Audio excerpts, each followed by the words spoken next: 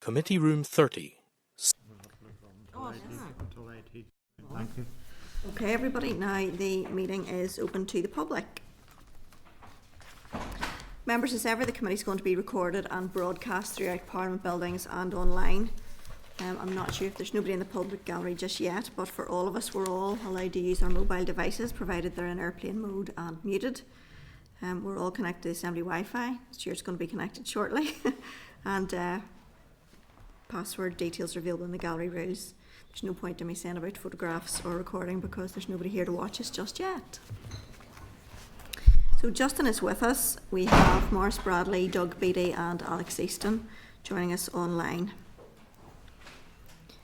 So members, it's proposed that the oral evidence session with the Independent Monitoring Board for Prisons, the oral evidence session on the Victims and Witness Strategy 2021 to 2024 and Criminal Justice Inspection Northern Ireland's Victims and Witnesses Follow-up Review and the oral evidence session on the SL1 Damages Process for Setting Rate of Return Regulations Northern Ireland 2024 will be recorded by Hansard. Are members agreed? Agreed. Thank you. Members, as ever, we're obliged to declare any financial or other relevant interests which might be reasonably thought by others to influence our approach to any matter under consideration. Does anybody have an interest to declare? You can either do it now or at the relevant item on the agenda. No, could I just have it recorded that I have an immediate family member who works in the legal profession, please? Agenda item 3 takes us to the draft minutes of our meeting held on the 9th of May 2024.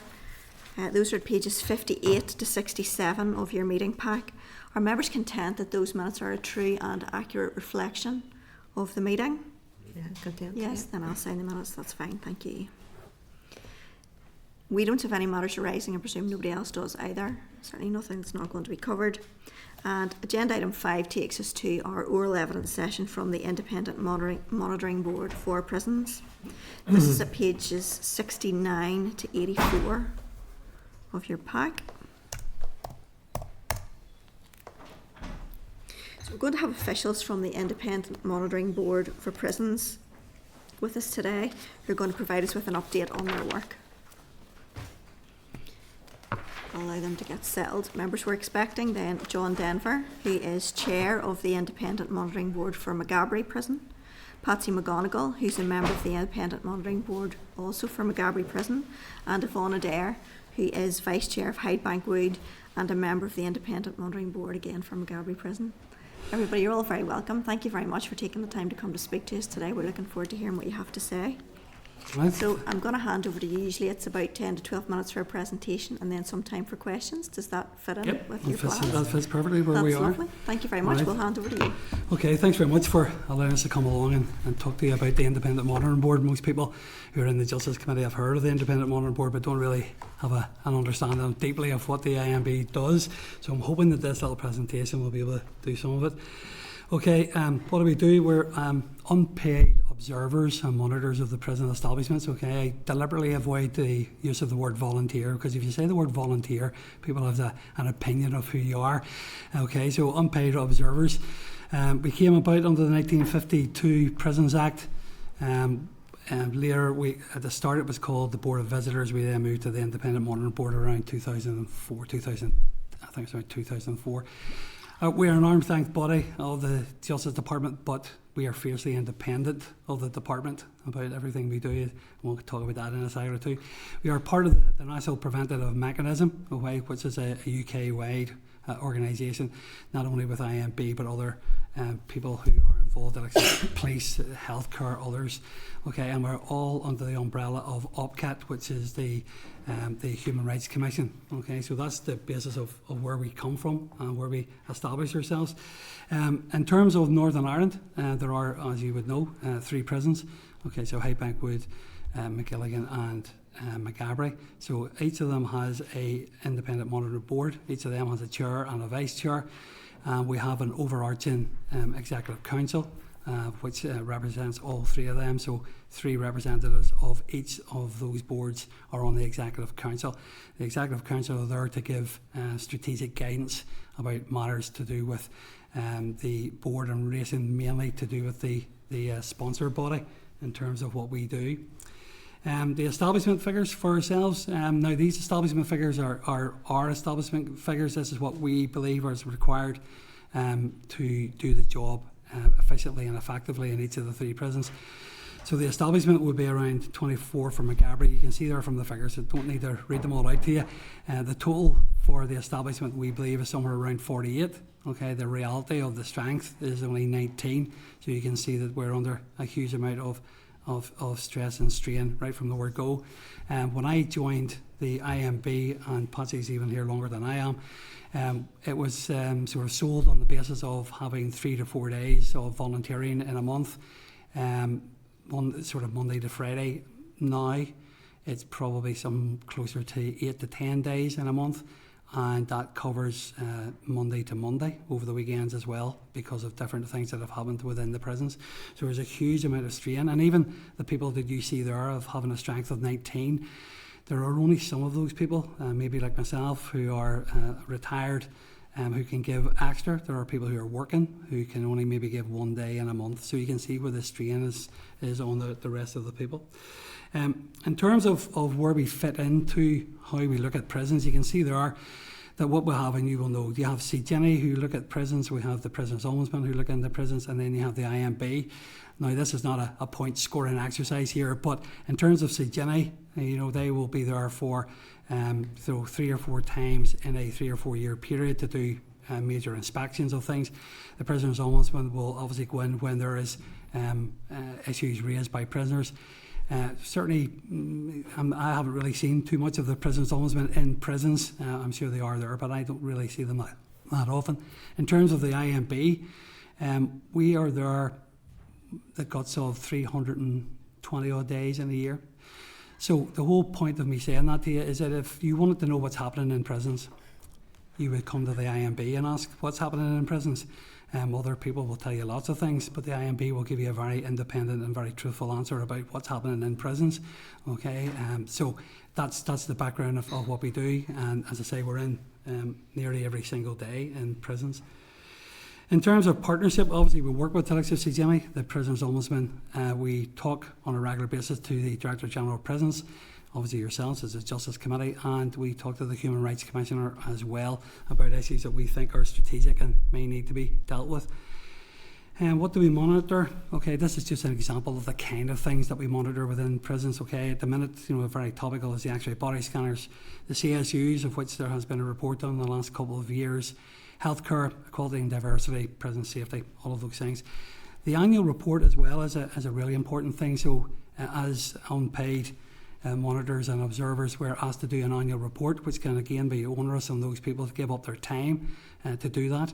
But in terms of annual reports, we provide those on a yearly basis, which are then sent to the Minister and to other relevant bodies. I'm just going to take, if you indulge me just a second, to have a chat about the annual reports. We had an annual report 21-22, which we put forward, and for a very significant period of time that report did not appear anywhere. And after some discussion about where that report was in terms of where it should be or why it hadn't been published, we were told accidentally by civil servants that they had held that report back. And that was held back not because of anything to do with prisons, but because as part of the report we had been truthful and critical about how we were being supported by the department in terms of the numbers of people that we were trying to get in and the general support that was being given by the civil service. So the civil service did not like that and held our report back on the basis of that. We were, as you can imagine, unhappy with that. We were given some ultimatums by the civil service about how this report could be published if we changed things or did things, and it was only about one statement, which was not about the prisons. But the IMB, as you're about to find out, are robust people. Okay, we held our ground and we said no, publish. We're happy for you to repudiate anything you say there. We were quite happy that all the facts that we had provided were facts, and eventually it was published.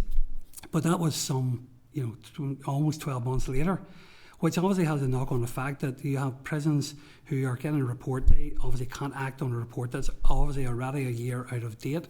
So that was extremely disappointing for us, and we did see it as interference by the civil service in an independent report. We don't think that's in any shape or form what should be happening. Now, I suspect that it won't happen again in terms of what we are trying to do, but we want to make the point about that because I think it is an important issue for us to bring up for you to know. Hopefully, as I say, as we move forward, that won't be the case.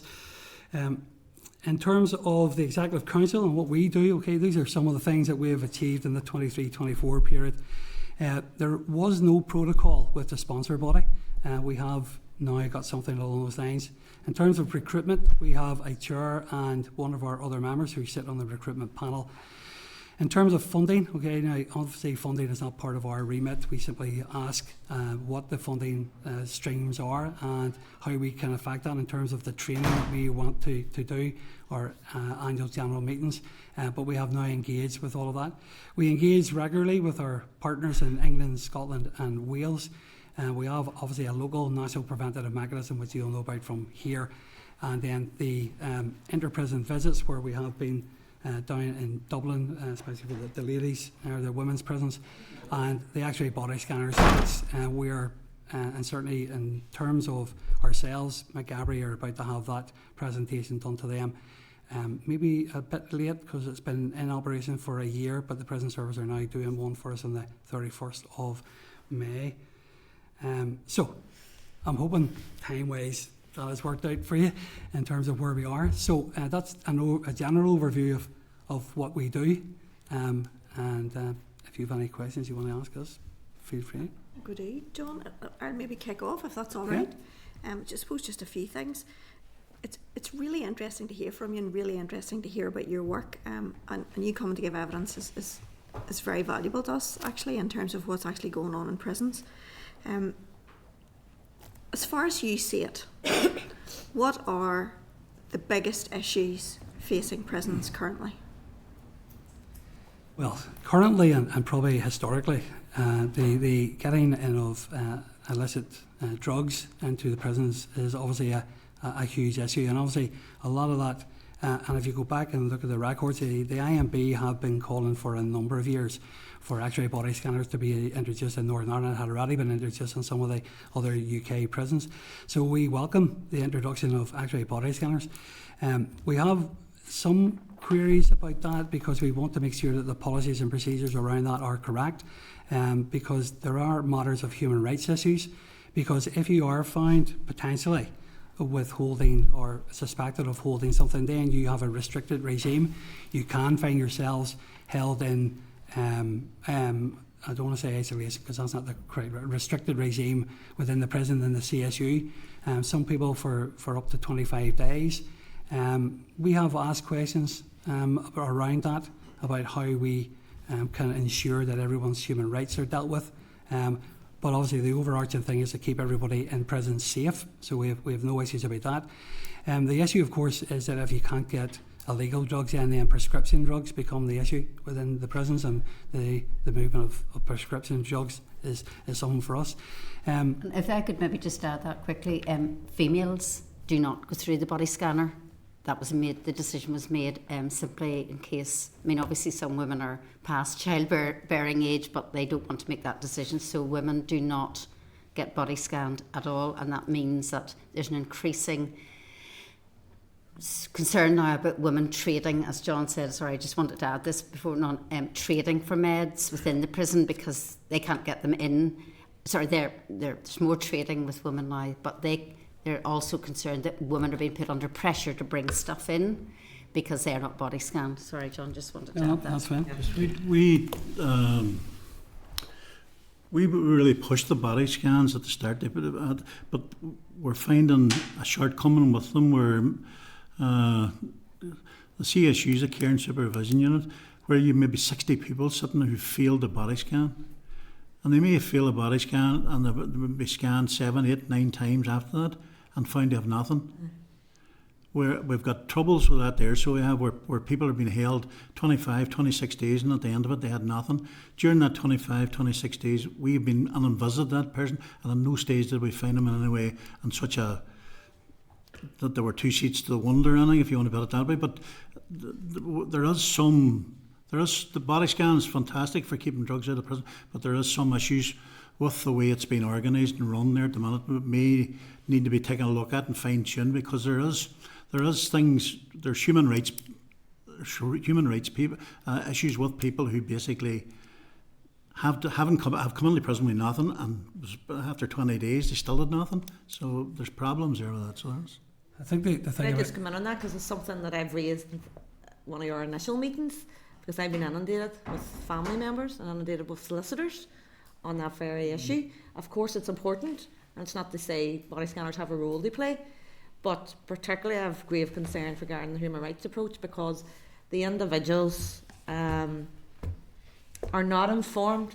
There may be something, or they've seen something, but they're not getting educated or getting a full picture. Well, what have you seen? And then, as you say, they're in, we'll not use the word isolation, as you called it, the CSU, for weeks on end. And this is young people that maybe done something on a night out. Yep. There's no intentions, it's obvious to a solicitor and anyone else, there's no intentions of trying to bring something into a prison, but they're kept in isolation for weeks and weeks. Just to highlight that, what you're saying is, we've had a situation where a prisoner was taken out to hospital for a minor procedure with officers with him, and when he come back in again, he was scanned. When he come back in, he was scanned and put back into the CSU. During that time, he's in a bubble basically, so there's no possibility that anything could be passing. We find that kind of strange, and where some guy out on a legitimate thing and a scanned again, coming back in and banged on the CSU for maybe a week. That doesn't add very well with us. The interpretation of the scan. I think one of the things that we want to this is one point, we're going to move on to maybe something else, but one of the things about X-ray body scanners is that it's not a red or a green light situation. You don't get X-rayed and a red or a green light comes on. The interpretation of the scan is what happens. Okay, so it's not a failing of it. It has been looked at by a prison officer. That prison officer then determines whether you have something or you don't have something. It's not like a red or green light situation, and that is obviously a concern to us. Now the weighing up of that is that to prevent drugs coming into the prison, which obviously will keep prisoners safe and also prison officers safe, is obviously something that's right in the foremost of our minds here. But we have to balance that with where we are. And we will point people in the direction of looking at, if they feel unhappy, there are legal avenues they can go down and look at those things. In terms of other things, because I'm not going to move away from this for a second, but you've asked me a question about other things. One of the big things that we find is that there are prisoners who are about to be released or pre-released or whatever, and they find difficulty in getting access to the courses and the type of arrangements that should be progressing them out of the prison. So they've been held back because they don't have access because of understaffing or because of other issues. So they're not getting that access to the pre-programs that gets them out of prison, which is a problem. The big problem, of course, at the minute is that, and certainly in terms of Maghaberry, there's something like 1250 prisoners. That's a huge amount of prison staff or prisoners, and then obviously from the prison staff point of view, it is difficult. So we have had periods where there have been lockdowns of prisoners, because there haven't been enough staff to get them through their daily routine during the day, and especially in this type of this time of the year where there's lots of I was laughingly going to say good weather there, but if there's hot weather and stuff like that, they're locking people up for 23 hours in the day is not going to make for a good working relationship with anybody. And the whole point of the IMB, and think what we contribute to, is the fact that we are trying to have a regime within prisons which is stable, where prisoners believe that they can come to the IMB as a totally independent body and talk to us about any issues that they have. There is a complaints procedures. We encourage them to go through the complaints procedures. Our job is to make sure the complaints procedures has been done correctly.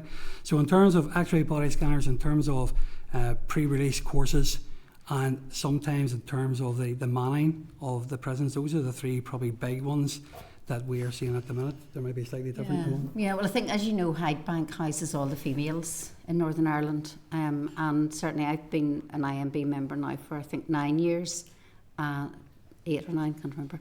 And the increase, one of the issues is the increase in females in prison.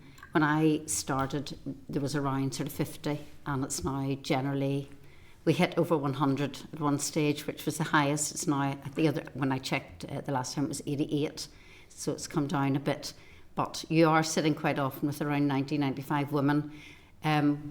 And increasingly, there is no doubt about it, increasingly, and I've been speaking to staff recently, particularly staff from Start 360, which is one of the non-profit organisations that does a lot of work in the prison, and they're seeing a lot more of females coming in with serious drug problems, cocaine and crack, and major issues with alcohol. Some of the women, the more mature ladies, have acquired brain injury through alcohol abuse, really severe alcohol abuse, where the women are clearly brain injured. And that does make for staff really difficult to deal with these women because they have brain injury. There's also an increasing number of women coming in with very, very serious mental health issues. And unfortunately, they have to be placed in the care and supervision unit, which they still call the block, particularly the young lads still call it the block. It's known as the block. It's not the care and supervision unit to them at all. But these women are being held there, and I have observed them, and they can't be within general population. Their behaviour is so erratic. I mean, we have women who won't put clothes on. Yes. Yeah, no. We know. Et cetera, and I'm sure it's well reported. A couple of years ago, we had 2 ladies over the age of 80, and one of which had dementia. So we do feel the staff are placed. These staff are not trained in mental illness. They're not trained in and women who have quite severe personality disorder, which of course, as you know, is very hard to treat. Mm-hmm. So there is definitely, and I would say as well with the young men, drugs issues are huge. Yeah. And I'll just give you statistics if you want. In the last year, and this is obviously as the prisons see it, 59 women who came into Hyde Bank had been using substances literally prior to committal, and 61% of the young men.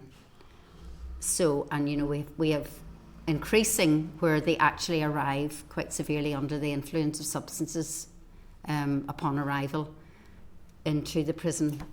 So I think that has to be seen as a huge issue. And yes, healthcare grapple with it, and I would only say grapple because how can you just to compound that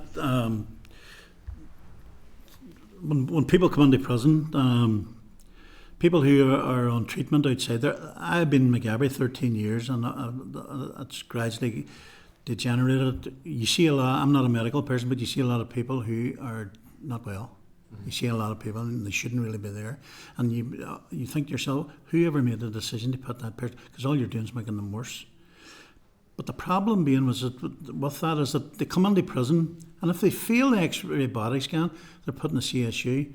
So here's a person that's outside, maybe been on tramadol, nerve tablets, or some sort of medication outside all their life, and while they're in the CSU, that's all cut off. Yep. So you get a lot of people going cold turkey on it, yep. And the same thing, you get people who come in suffering from alcohol problem, going cold turkey on it, and that's a health issue as well too.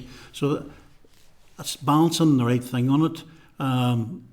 We don't think it's right that somebody who's outside medication, and there's a simple way now, the prison service can now link to the health service to find out it all can be done now quite simply.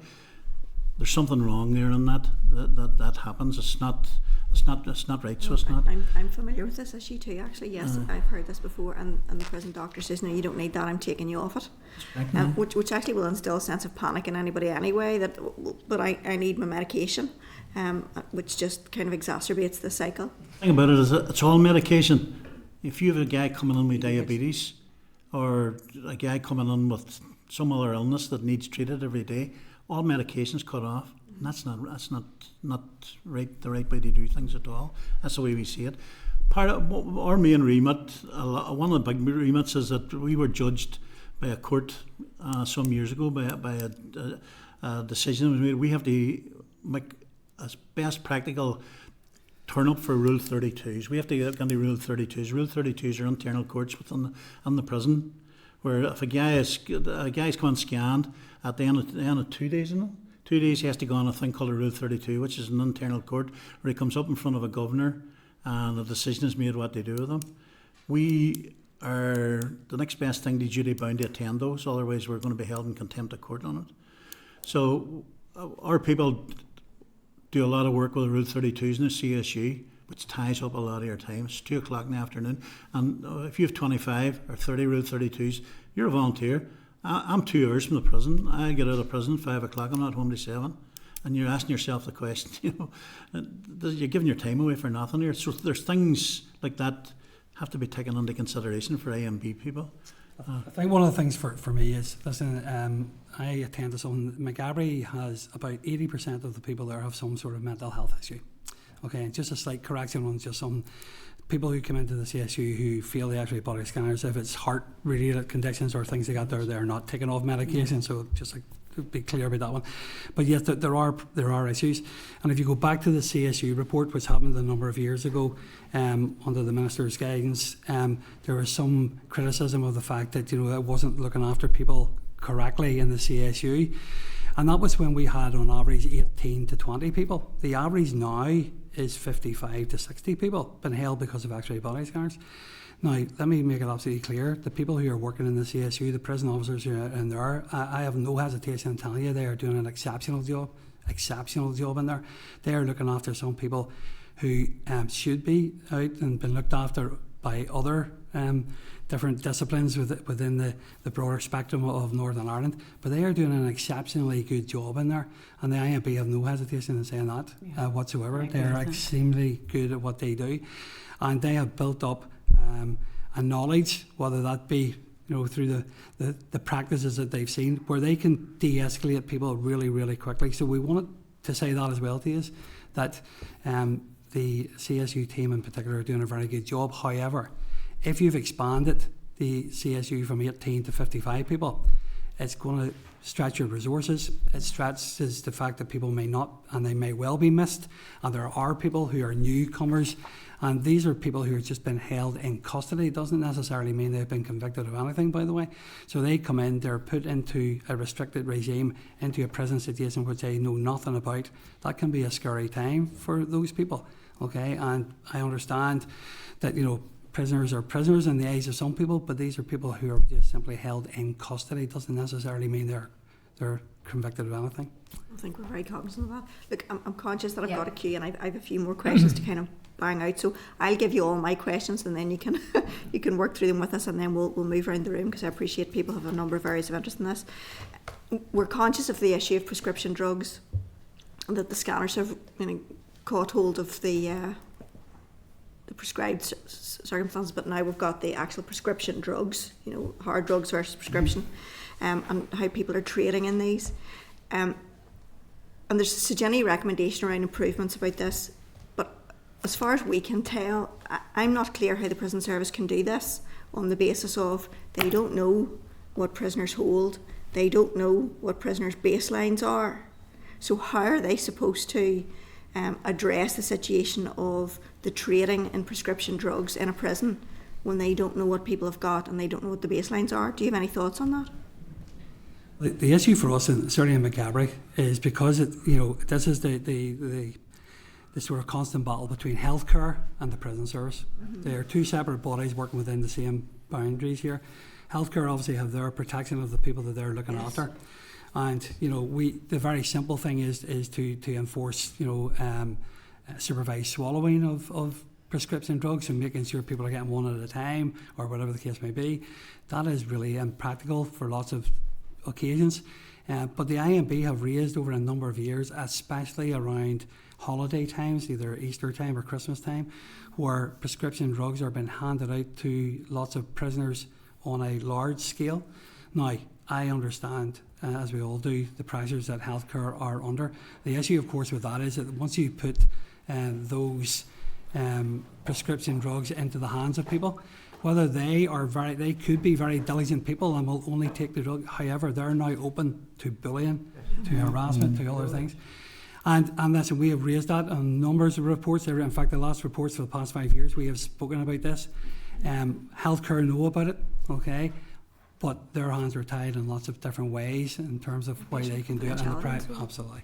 Prisoners are issued with a box to keep their stuff in. It's a lock box, and every so often there's supposed to be checks done on it. And that's how they find out that either he's taken too many or he's traded in them. There has to be some form of mechanism put in there that prison officers can see, rather than just run around checking it all the time. Because if some guy puts a white tablet in the box, it might not be the tablet that he was issued with at all. And so there is a problem there. There is some form of investigation into a mechanism that's put for prisoners holding their own drugs. And just as John said, we've had instances where a guy coming in off the street has been issued with 14 diazepam at one time and things like that, which is not right, you know.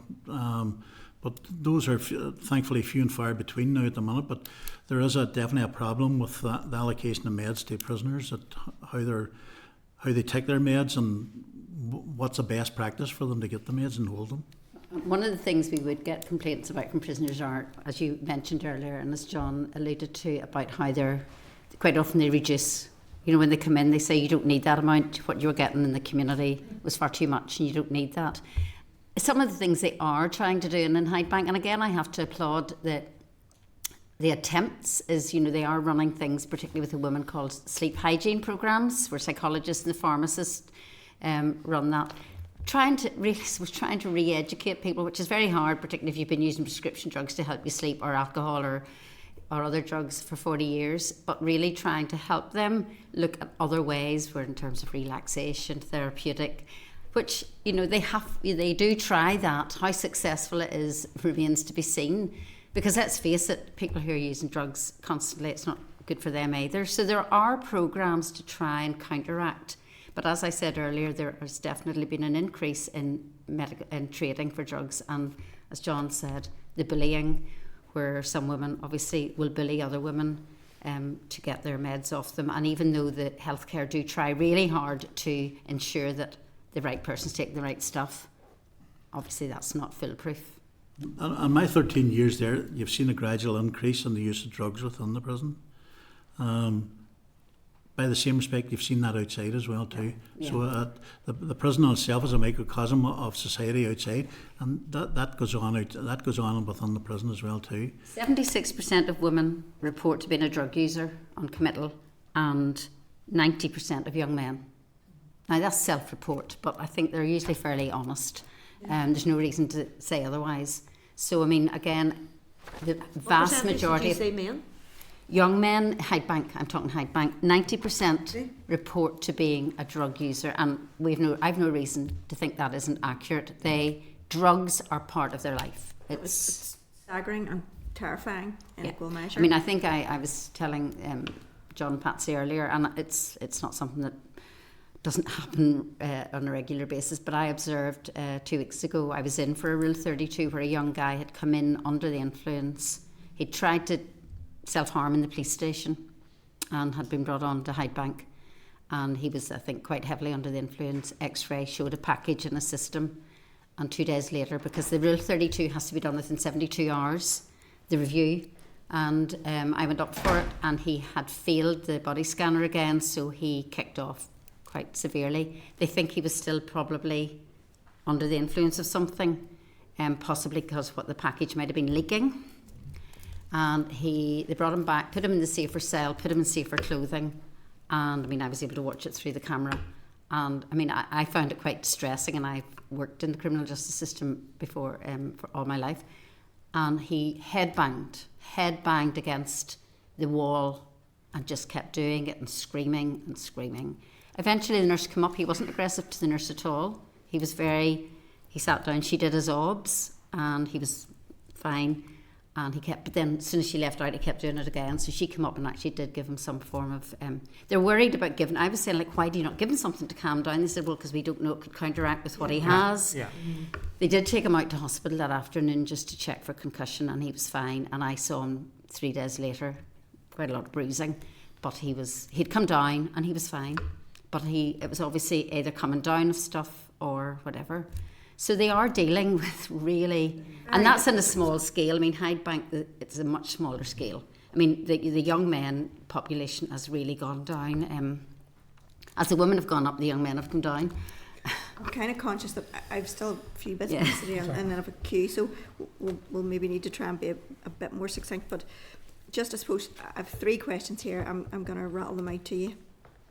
First of all, I'd like to say I hope your relationship with the department has improved since your issue last year. I appreciate that maybe it wasn't published until 2023, but it would be interesting to hear how things are.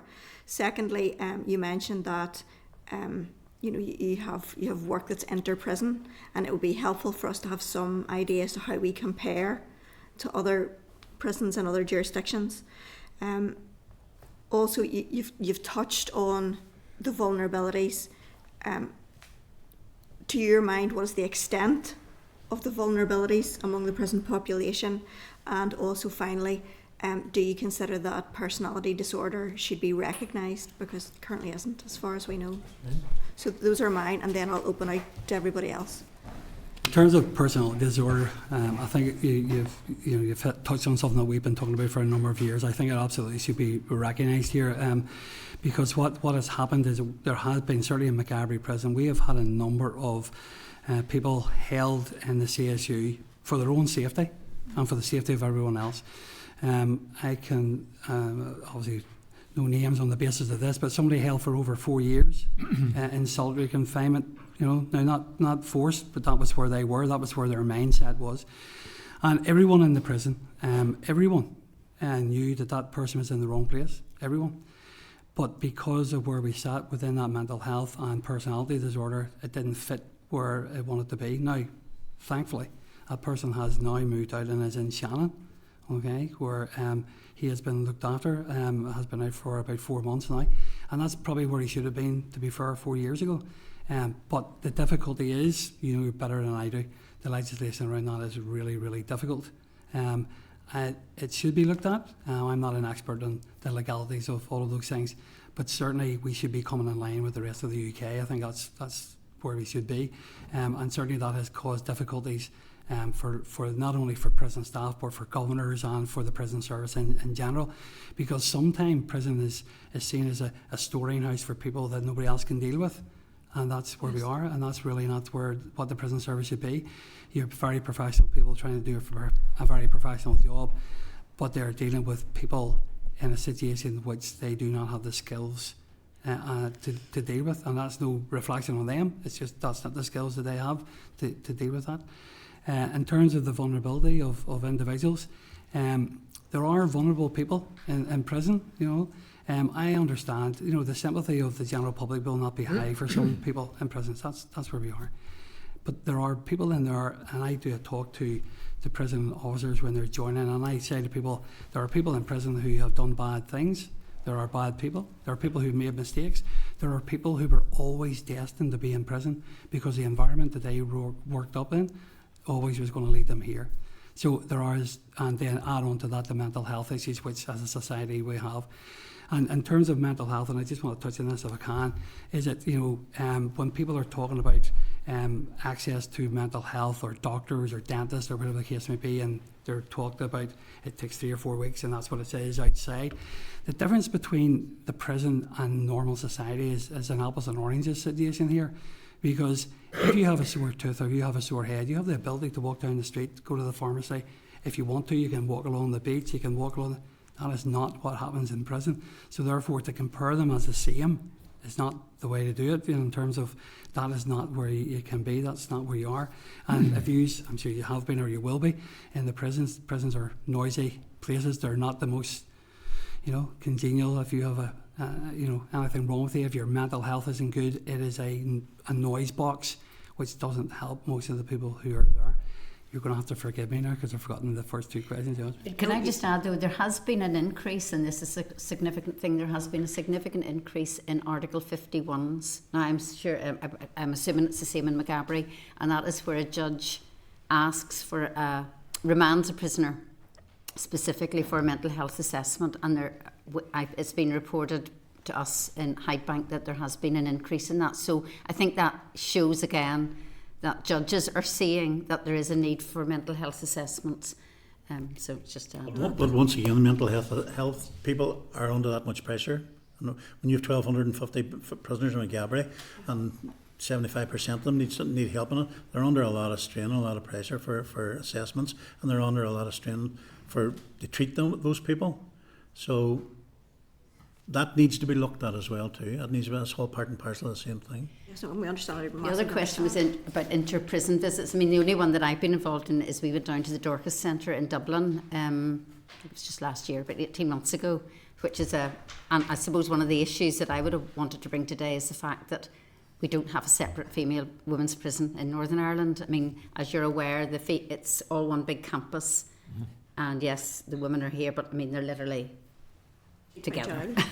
Yeah. And there has been some incidents recently, hit the media, where there was inappropriate interaction between the women and the men, and so they've had now to make sure that education. It used to be everybody was over in the education skills, but now they have the men, I think, go in the morning and the women in the afternoon, the other way around. They have had now to totally segregate the learning and skills centre, which is unfortunate because it means they only can go there for half a day as opposed to what was a full day. Yeah. So certainly we would be very, very keen, but I know the Director General has said that there's definitely no money for a separate women's prison. So, but it really, it would mean, female prisoners present with very different issues than male prisoners do. I mean, that's, and I think to have more bespoke programmes, etc.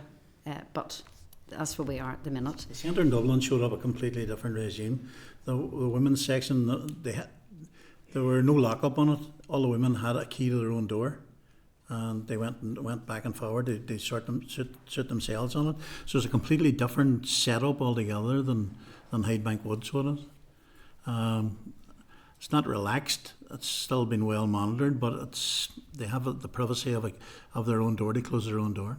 I mean, obviously in Hydebank, if women get enhanced status, they do get a relatively, good regime, and certainly those who are on the very end of enhancement or the top of enhancement have really a fair bit of freedom within the prison. And then Murray House, as you know, is the unit. There's just one female in it at the minute. This has been so underused, it's very unfortunate, and the staff are, they're disappointed in that as well, the governors, but unfortunately some of the women are go down to Murray House, but they just can't cope with the relative freedom, and they have to be returned to general population again. Some do very well, but I think it's there for 6 women, and I don't think they've ever had 6 women in it.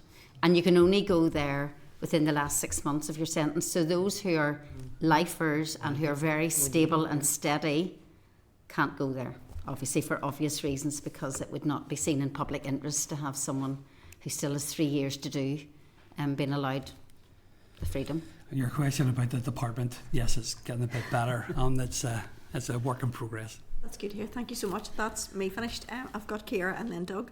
I'll try and be succinct, and thank you very much for coming along today, and for your honesty and covering the key areas and priorities, and I think your presentation was excellent. Just 3 areas in relation to the pre-release programme that you mentioned, and obviously before they would get out of prison and delays in that. Can you kind of give us a general idea of the scale, how that's changed or how that's got worse over time?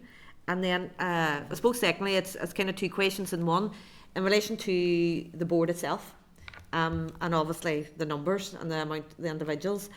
I would love to just get an idea of, I suppose, the geographic spread of the individuals. As you say, you lived 2 hours ago across the area, but also what's the barriers and how can you encourage more people to take up that role? Because I think it's really, really critical. So what's the key barriers that you believe that would stop from encouraging more people to be part of the AMB board? And then finally, you nearly could provide real-time information within the prisons, given the number of days that you are within the prisons.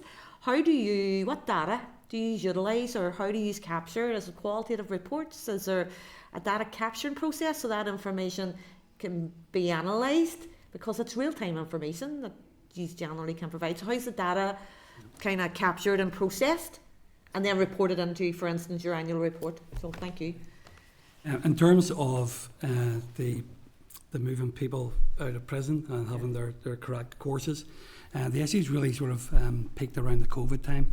because obviously you had lots of people who were not in probation, were not in to a greater or lesser degree within the prisons, as most of us weren't, and that caused that sort of hiatus in terms of getting courses for people.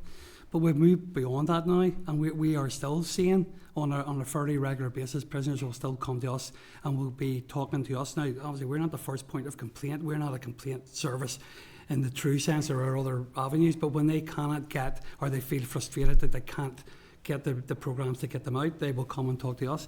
So on a regular basis, they will come to us and talk about that. Now, I don't think it's anything that the prison service would not, if they were here today, say, yeah, we recognise that there is a problem here. And some of that is down to staffing, getting people there, just generally getting people to have, I'm going to say sentence managers, okay, they're actually called something, coordinators. Coordinators. And there are problems, but as much as we accept all of that and we accept that where we are, I think there are fundamental flaws within the process itself, where prisoners are not been engaged by coordinators at an early enough stage, don't know who they are. It's not a regular thing. And I think that's I think that can be overcome. I think a little bit of better communications. Every disaster that always happens is about communication. Communication's what the issue is. And communication for us, we're talking here today. For a prisoner sitting in a cell, that communication is really important to them. You know what I mean? And for me and you not to be talking for a couple of days, no big deal. But for people in prison not to be talking for 2 or 3 days, that has a knock-on effect in terms of their own mental health and how they perceive all of that. So that's part of it. And in terms of the data collection you're talking about, listen, the IMB are not a slick organisation in terms of where we are. We are a group of unpaid volunteers who come in and do our best. We have to work on handwritten stuff because obviously computers in prisons is not obviously something that's high on the agenda there. But a lot of it is based on us taking information, writing it up in books, and then going back towards the end of the year and looking at what we have done. That's where we are. And I don't think there's any way particularly of getting around that. A quantitative approach to looking at it will require this to be fed into computers and things. And again, you can imagine the amount of time and effort that's going to take for us to do. I think it's a very good question you've asked, and I've often thought about it because, as John said, everything we do, we record. But it's written, it's written in our logbooks. And I often think, where is all this information going? Now, we have to record everything because if something happens, we could be judicially reviewed, etc. But it sometimes does feel that there could be more use made of all that information. Obviously, we do collate it and then put it into the annual report, but you're only maybe getting, a very... It's hard to collate qualitative information. Yeah. You need a mix. But as you say, it's hard enough just even writing everything up. After that, we're not going to start to have time. Just on that, it's a day again on the prison, you'll go and check. Basically, you'll check who's on Rule 32 that day. You'll check how many calls you've got to do that day or requests, and you'll go and see a prisoner, and you'll go and see Joe Bloggs, and Joe Bloggs will tell you, I'm getting out of prison in 3 months' time, but I don't have a house, and where do I go to get a house? And you'll go and point him in the right direction. Who's he supposed to see? Or you might have to phone the sentence manager and say, Joe needs a bit of help with housing, because I've gone out. So, but you'll log all that in your book, because 3 months down the line, this has happened to us on quite a few occasions. So that 3 months down the line, Joe wasn't happy with the house he got, and they'd take a judicial review into the way that he was handled and allocated. And the police ombudsman or the prison ombudsman will come back to us. We want to see all the paperwork that you've done on that. So they make an assessment on the way forward on that. We also work with a system on there called PRISM. PRISM will tell you who every prisoner that's in the place, and it'll break it down on the don't want to use these words at all. It'll break it down on the Catholic and Protestant, foreign nationals, Eastern Europeans, Asians. So you can get into PRISM and get a breakdown on that to see how many you've got, and prisons will always create trends. You'll see trends. There's more Eastern Europeans coming in here. Why is that? Or there's more. But we don't have any way of doing anything about that material. All that material is there for you to see. But that goes further on up the chain. Who it goes to, I can't give you an answer on it. If we wanted to get that type of information, that's the type of information that's held by the prison service. If we want to look at that, then we would go to the prison service and have a chat to them. Now, they'll be very open about what they want to give us and what they want to show us, so that there's no issues about that. But from our point of view, exactly what Yvonne has said, we're still into, it's usually written stuff, written down, and I genuinely don't see how we can overcome that in the near future, to be honest with you. I'm just conscious it's a monitoring board, so I assumed That's it. that's your But core and I work. think that the thing about it, the name of an independent monitoring board is probably the wrong name. I'll be No, honest with you, you know what I mean? But the thing you talked about in terms of recruitment, trying to recruit people to the IMB is a really difficult task. Like, this is not it's not an attractive prospect of saying to you, listen, tell you what I want you to do. I want you to come in and probably spend the whole day volunteering, like not just an hour or two, and a couple of hours driving, getting you here, and when you come in you can only go between 10 and 12. You're going to be meeting people who normally you probably wouldn't meet on a day-to-day basis. You're going to be talking to people who have a lot of mental health issues, who are going to focus on you and do all this. It is not something that if you wrote a billboard up and put it in the street that people are going to attract to this. How does it? Does it be advertised annually for members? We have a secretariat that looks after our paperwork on it, and that secretariat is managed by an arm's length body. That was part of the problem that we had with the arm's length body, that they weren't recruiting people, they weren't advertising it properly, they weren't pushing it as far as we can say. We ended up that our members now sit on the recruitment panel, which is right because we can see the shortcomings of bringing the wrong people in.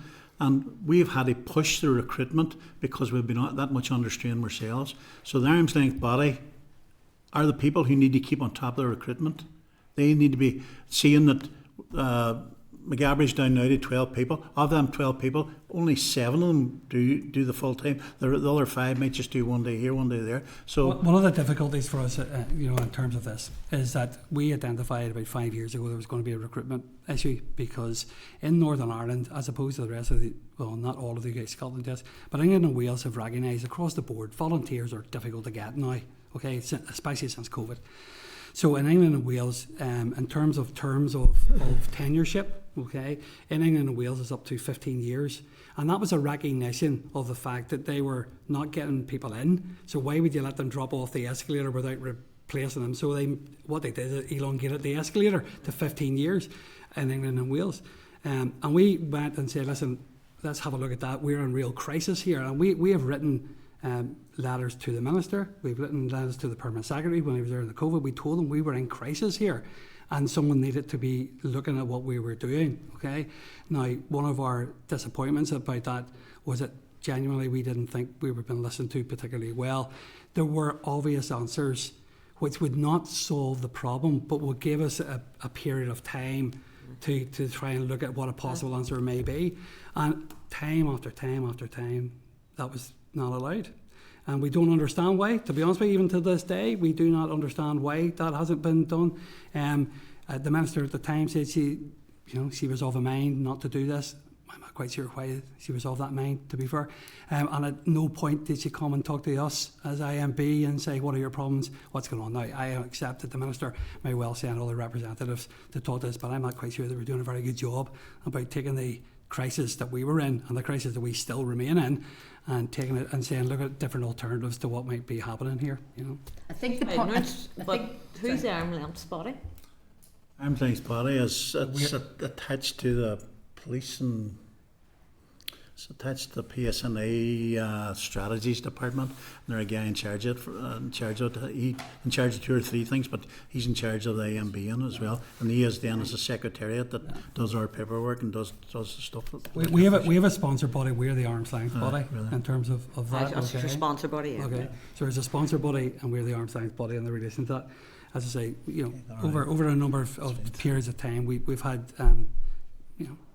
interesting discussions with them, and one of the things has been is that we're absolutely fiercely independent about what we want to say, and we want to be in a position where if you want to come, any of you want to come and ask us anything about the prison service, we'll tell you what's happening, good or bad or indifferent. That's what it's all about here. We want to be go-to people that you can come along and say, You're not going to give us the glossy version of what's happening, because I guarantee you, if you go to visit prisons, you know the smell of paint will be in your nostrils as you head in through the doors. Okay, we'll give you something that's a little bit different than that, and but we're more realistic about what's going on, and why people would not want to use us to say, listen, how do we improve? How do we get better? And to be fair, there are numbers of governors who, over a period of time, have recognised that the IMB are a resource that they should be using to say, listen, this is how good we are doing things. Come along and see what we're doing. The IMB are more than happy to do that. I think just to finish off before, because I know, I think recruitment, one of the issues is we don't feel it is widely enough spread and reaching the right people. It is, as John said, it is not for everyone, and you cannot do it if you are working, certainly if you're working in a fairly intensive job. It's intensive, it's not an hour a week, it's much more than that, and when you have to be held to account and records, etc., it's not. Some people are saying, I'm not taking that responsibility. But not everybody's to drive. I just want to be sure, not everybody. I only am 2 miles from Hyde Bank, so like not everybody's driving for 2 hours. Just. But I'm assuming you get supervision yourselves and stuff, yeah. We have a one. It's still not set there on a solid block, so it's not. It's there. We've been told it's there, but it's still never been. My supervision is I phone John and batter his ears for 2 hours when I'm going back to Strabane in the evening. So that's my supervision on it. Just to finish off on the point of the independence. The independence is a twofold thing, because it's the independence between the prison and the Department of Justice. That independence is very important, but the independence between prisoners and the prison system that we sit in the middle to is very, very important.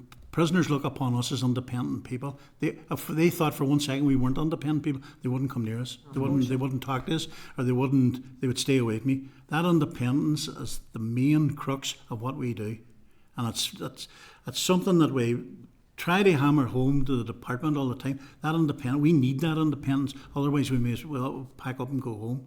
Now, we have a concern at the minute that our secretariat now works through the Prison Ombudsman's office.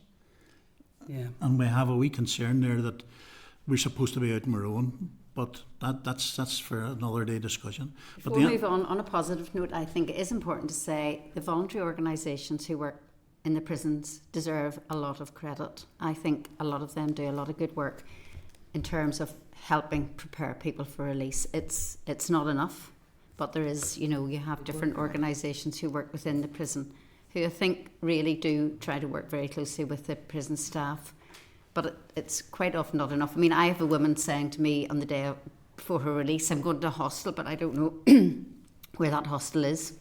She knows she's going to hostel, but she doesn't know where it is. I'm just really conscious of Sorry, time. Thank you. That's all right. Kira, you're done, yes? Yeah, thank you. Doug? Yes, thank you, Chair. I hope you can hear me. John, thank you and your team for your presentation, and thank you for all what you do. Actually, when I'm listening to you, it seems like you have a live, independent pulse of what's going on in our prisons on a day-to-day basis. And I've got to be honest, listening to you, I have a few alarm bells ringing with me here. So I just wanted to ask you, who publishes your reports? Does the Department of Justice publish your reports on their website to show that they're listening and they can interact with it, or we can interact with it? And also, if I can, where do you go if you have a conflict in what you're saying and what other people are saying back to you? In regards to some of the issues you may find, who is your go-to person to raise an issue? Because I'm looking at one of your reports. It's the McGilligan report from last year, which says night guarding staff levels are inadequate. I've been saying this for a long time, but every time I speak to the prison service, I'm being told no, all the levels are fine and within parameters. So I'm kind of trying to get a sense of, you do a really good job here, really important job. But where's the output to this? Where's the outcomes to this? Who ensures that your observations are actually taken seriously? And the last question, if I can, so I don't have to ask any more questions, could you give us an outline of what your relationship is like with the prison staff on a day-to-day business? Not necessarily the governors, but the prison staff on a day-to-day basis and the wider department itself? Yeah, Doug, in terms of the publication, that's all done by the Department of Justice. Okay, so what we go through is a process of We write up the reports. It goes for accuracy within the healthcare and the governors themselves. Once we've done that, we hand that over to the Department of Justice for them then to publish that. We hope as quickly as they possibly can. Sometimes it takes a little bit of time, but we eventually get there. So that is what the process is in relation to that. In terms of who we raise matters with, if that's generally what you're talking about, if there's a matter raised with us, we can, and the legislation or the outline of what we do is that we will raise that with a governor or the governor of the prison, and hopefully we'll get a resolution to whatever problem there may be, and certainly bring it to their attention. If we don't get that or we're not satisfied with that, then we have the ability, obviously, to go to the minister. That's the direct line, is to go to the minister. We have obviously the Director General, and we have regular meetings with them, so we can talk to the Director General if there is issues there. But the direct line is to, for us, my understanding, is that we can go to the minister and express some concerns about what's happening. How successful that's been, how well that's been managed, I'm not totally convinced, to be honest with you. In terms of any concerns we have frustratingly over the last number of years found it really difficult to get anybody to listen to us, to be honest with you. We have gone to permanent secretaries, we have put forward, when they were in charge, some of the concerns we have. I'll be candid with you, I'm not quite sure we were been listened to in any shape or form. Now, listen, I understand. In terms of the IMB and the importance of us in the bigger world, we may not be big, but for those people who are actually looking after us, we actually should be a major part of what they're looking after. So what we find is that we were given sort of lip service on lots of occasions, sometimes not even lip service, to be honest with you. And certainly having a direct line to talk to the minister about the concerns we had, for instance, about recruitment and how we would see the crisis was not an obvious thing for us. And I understand bureaucracy is that there are lots of levels before you get to the people who you have to talk to. But from our perspective, we're an independent body who we believe have a direct line or should have a direct line to the minister to say things to the minister, because that's the whole point of the Independent Monitoring Board. And that has been difficult on occasions. I'm hoping that it will improve. Maybe today will be the start of an improvement along those lines. And everybody's busy people, and we accept that, you know. But I think we do a pretty worthwhile job as people who, as I said before, unpaid monitors and observers of prisons. I think if you have a prison service that reflects the society in general, if you can have a solid, stable regime within prisons where prisoners believe that they're being talked or listened to by independent people, then obviously the knock-on effect of that is it is a better regime for the prison officers and for the prisoners, the prisons in general. So it's a joined-up approach here. We're not here, as I said to people. I don't go into prisons to visit prisoners, which is a strange thing to say, but I don't. I go in there to look at the procedures and policies and whether the prison service are adhering to those procedures and policies, which they have laid down. They're not my policies, they're their policies. And we make sure, if we can, that they're adhering to them. And if they do adhere to them, then in general, you will have a stable regime. If you don't have that, then you have chaos. I think in general, we are listened to a certain extent. I mean, a governor comes to our monthly board meeting, and we do raise issues, and we go first to the governor, and as John said, if that doesn't work, we can take it to the next stage. And there are issues, like for example, we raised the fact that the child protection policy in Hyde Bank appeared to be somewhere in a cupboard, and that has been really brought out. So we brought that to the attention because we are concerned. Obviously, child protection is such a big issue, particularly with the women coming in and young men, etc. So there is, but I think there's a long way to go in terms of really listening sometimes. And we have to be careful as well that we are raising issues that are, that are feasible, and we have to be careful that, because it is a difficult regime that we're looking at, and there are a lot of complexities within it. The local issues in each of the prisons, you can resolve a lot of them with the governors. So you can resolve some of them with the SOs, and if you don't, you resolve quite a lot of them with the governors. That's easy enough done on it. But you can there's things that we could go to the minister with but it's sometimes that complicates a lot of issues. So there are reluctance really to go. You try and keep everything at a local level and get it resolved as best we can on it. The one thing that I'm going to say here myself here today, and I know we talked about it, the television programme that was done on McGabry Prison didn't do McGabry Prison any benefit, and it showed the prison in a completely false light. And we brought that to Beverly Walls, that we were very, very unhappy with that situation. Now, we haven't had an answer whether this is going to ever happen again, but I'm just putting it on record now to use. We were not happy. What you seen out there was a severe traumatising of prisoners. You've seen a retrialing of prisoners, and you've seen prisoners resentenced again, leading in maybe to some prisoners who could have damaged themselves. We were not happy with it. It's not the prison we work in, and it caused a lot of trouble and a lot of resentment in there, so it is. So far we haven't been told if it's ever going to happen again, but we're just putting a marker down on it here at the moment with yourselves. Yeah, and I guess that raises a point that I'm trying to make. I mean, were you informed about that filming taking place, so that, or did that come as news to you and you're dealing with the aftermath of it? I've got a real concern that you are making good and valid points, and people are saying yes, actually right, but strategically they're not making fundamental changes. So that's my concern. I think you've outlined that quite well, actually, at various different levels. But I just wanted to raise that point.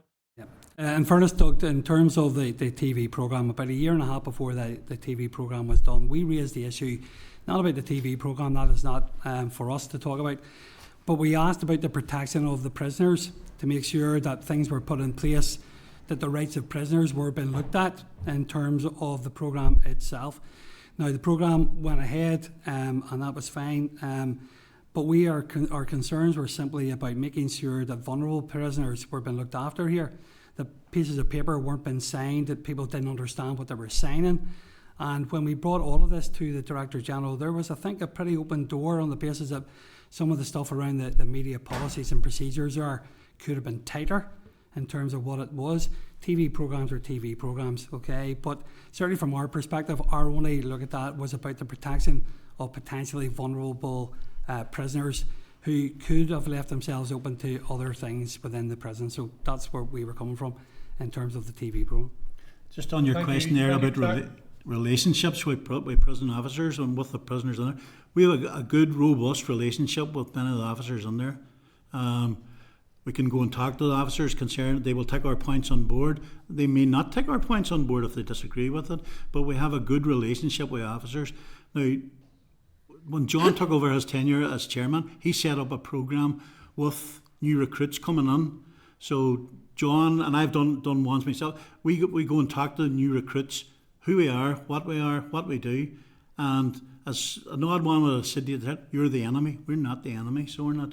We put on the table what we do and what we can help, and a lot of officers will stop us on a wing and say, Patsy, you wouldn't have a word with such and such. He's not too well at the minute, or he's got troubles at home. So that's the relationship we have with them. It's a good working relationship. Yeah, I would just concur with that in terms of Hydebank. And there's a lot of new recruits. It's constantly getting used because there's been a huge intake of new recruits, which is great in one way because the staffing was really under pressure last year. And staff are very open to us as far as I can see. But certainly where we have had issues with staff, and I have had a couple of times how I observed and listened to them speaking to prisoners. And I had some women came to me last year to say that they were concerned at the way the prison officer in their landing was speaking to them and her language. I raised that, and that was dealt with. I went to the governor and raised that, and that was dealt with. So I think where we see any officers who we feel are not treating prisoners with the respect, and again, it's a case of they're there to respect those people no matter what they've done and to look after them. So yeah, I think, but generally our relationship would be very good. Hey, Doug, happy enough? Yes, thank you, Chair. Thank you, John. Thank you. Doug, Stuart? Thank you. This has been thank you for coming along today. This has been a fascinating insight. Most of us in this committee, one way or another, have had a lot of interaction with prison service. I've previously been in this committee, back on this committee, done visits to all of the prison facilities. And while a lot of what you're saying chimes with me, it also jars with some of the information that you're given by those other players in the situation. Some of the things that you're telling us, I would honestly say I've observed myself.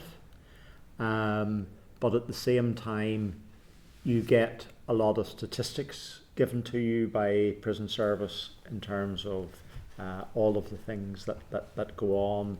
And you're right, I don't think you actually ever smell fresh paint in a prison, but you certainly do see a lot of what would be held up as good things that happen.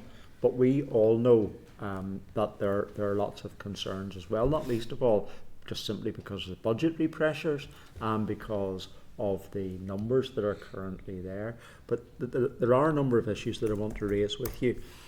On the one hand, you're saying that major part of your role is to deal with the rules and to ensure that the rules are being fairly and properly and adequately applied. And I assume at the same time, where you feel that there's an absence of rules, that you feel that you have the insight to be able to recommend additional rules to deal with circumstances as they arise. But you've also dealt with and said to us about your personal interaction with prisoners and the issues which they raise with you about various things that they have.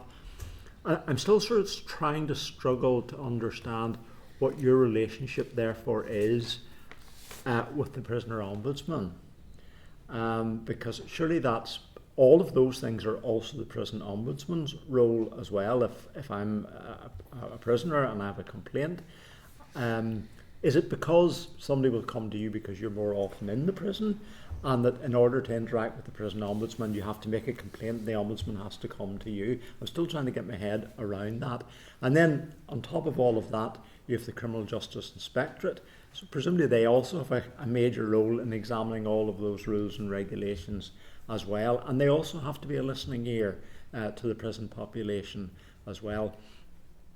How do you all come together to share your concerns? Not to undervalue your independence, which I think is absolutely crucial to all of this, but are there opportunities for all of you to come together, and also the governors and the Director General, to share all of this on a quarterly, biannual, or whatever basis, either on the basis of your written reports or in conference sessions or whatever? So that's the first question. I want to come on to the issue of health, which I also have serious concerns about.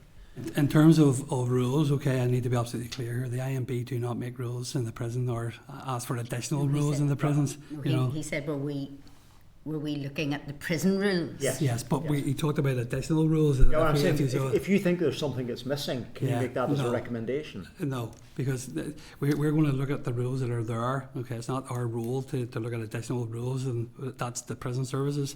Now, in terms of, it's about if the rules are there, then they need to be implemented properly. That's what we're there to do, to make sure that the rules are there implemented properly.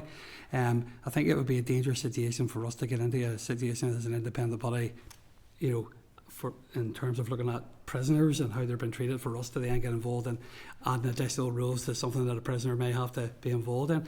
It actually goes back to, if you go back to the Board of Visitors, that was something that they did, but then that changed but when we moved to being independent boards. In terms of the interaction between ourselves and the Prisoners Ombudsman and CCNA, we have a pretty good relationship with all of them. We do meet on a quarterly basis or 6 monthly basis. We're different, and where we're specifically different from the Prisoners Ombudsman is that a lot of the things that happen in a prison are things that we can deal with in the prison where the procedure hasn't been followed properly, and we can deal with it there. If by any means a prisoner wants to take a legal look at that, then you move into the Prisoners Ombudsman, and we would point them in that direction. If we can't, or we don't believe that we can go through the procedure and check that everything has been done properly, then we will then signpost them to the Prisoner Ombudsman's office for them to go and have a look at that. So we are, I know it sounds a bit convoluted, but we are completely separate on the basis of what we do to what the Prisoner Ombudsman does. At that stage, as John said, we take a lot of work away from the prisoner's ombudsman because we can sort out at a local level a lot of problems. But if a prisoner does decide he wants to go to the ombudsman, we can point him in the direction. At that stage of the game, when the minute he goes to the ombudsman, we step back. Yes. That's no longer, we don't deal anymore with that problem. I come back to the point maybe you didn't quite understand about. I understand your examination of rules and seeing that they're applied and they're applied properly and all of that. But if you see gaps in the rules, how do you deal with that? I'm going to come on to one specific area. We've had a lot of discussion both in the committee and with you about the issue of the relationship between the healthcare provider and the prison service and this issue of data sharing. Well, a very simple Google search this afternoon tells me that there's an information sharing a protocol between NHS England and the UK prison service, and it's all there. It has to be shared. It's as simple as that. And in fact, the prisoner a person on admission to prison has to complete a consent form, which basically allows the prison service to have access to their entire medical records, including the medications and all of that. And if they refuse, the matter can be referred to a judge. They may not have the mental capacity to approve all of that. And the point I'm making is not so much the issue around, well, clearly we do need a protocol here if we don't have one, but what research and understanding do you have to the background of a situation like that? And this comes back to, is there a gap? Clearly there is a gap there. Are you the organisation that says this gap needs to be dealt with, or is it Sejini, or is it We have raised that in our current annual report because there isn't a protocol as far as I know. What healthcare tell us is if the prisoner gives consent for information to be shared, but it's done on a one-off basis, it's an ad hoc thing, they will then share that, because one of the issues we've raised is particularly if prisoners are held in the CSU where they have clearly mental health particularly or physical health issues, how can the staff be given that good information so that they know how better to deal with them and cope with them and respond to them? And what we're told, healthcare will say, yes, if the prisoner gives her consent, we will then pass on. But there clearly, we see a gap, and we have actually raised that, and it was raised last year as well in our annual report, that there isn't, it's not foolproof, it's ad hoc. Yes, and the fact is that in other jurisdictions there is a protocol and it does work and it does exist. But, you know, the healthcare will say very clearly, these are patients and we have to maintain client or patient confidentiality, and that's... and I wholly understand that. But NHS England also had said that. Yeah. And when they said it, then somebody turned around and said to them, well, actually, that's true, but in the case of prisoners, you're going to have to share the data, and here's the reason why you're going to do it. And it was ordered to happen in a joint protocol. Just on that point, though, that happened in Northern Ireland. So it did when the prison, it used to be a hospital in McGabry Prison. Yeah. When that all was shut down, they brought in the South Eastern Trust. They bartered for the job of basically looking after the prison, but there was a lot of shortcomings between that agreement between the prisons and the South Eastern Trust. There was a lot of things not handed out. There were things like Alzheimer's disease, and for things like that there, people getting older within prison, all those things weren't teased out properly at all, and there is a big gap in there, so there is a work needs to be done by some organisation out there. We've identified that there is work needs to be done in there to highlight the problems that are, and these problems constantly come along, so they do. Somebody needed to do some work on it. I think that might be an issue that we can come to at the end of this as to how we take some of these issues forward. Please forgive me, but I am acutely conscious that we started off ahead of schedule and are now considerably behind, and with 2 other presentations waiting. Stuart, do you have any further questions? No, that's fine. There are issues around all of this, but they fall into the broader category of work that the committee is going to be doing. Thank you. Justin? Thank you, Chair. Thanks, Yvonne, Patsy and John. I sense almost exasperation in your tone and in your body language based on what you're experiencing at the coalface in prisons, and I empathise with what you are experiencing, and I empathise with what prison officers are experiencing. I empathise with what the prison population is experiencing, and the mental health implications of that across the board must be enormous, and not alone for yourselves as well, with the burden placed on you. So I empathise with that big time. The Minister recently told us that We undoubtedly see people with complex needs who would normally have been in institutionalised forms of care, people who pose a risk to themselves and potentially others and are now in the community but often without the required community services to manage them appropriately because of stretched resources, ending up in the prison system. It's indicative that 8 out of 10 calls to the police are not reports of crime, they are from people in distress. Similarly, the Chief Inspector of Woodlands said that it's often used as a place of safety where there are no available alternatives. Given the number of people held in prisons and detention centres is posing a number of problems, what steps are being taken or what steps can feasibly be taken to, to place those individuals with complex or challenging needs, whether that be educational, addiction or mental health, in more suitable environments? John mentioned earlier about someone being transferred to Shannon, which is our secure psychiatric unit, and there were several women, I think I alluded to earlier, in Hyde Bank who clearly needed that, but again their numbers are restricted. So for someone to be transferred, it's on a TDO, I think that stands for transfer something. So that the prison will work towards trying to get people transferred to a more specific unit. But again, the numbers there are so restricted. That does happen. There have been some women who eventually get transferred out of the prison into Shannon House. But we've had women in Hyde Bank where we had a woman in for arson. So there's nowhere, no hostel would take her, no fold. She had been in a fold. She was an elderly lady, 81. So there's nowhere for her to go because of her arson charge. So Sorry, go ahead.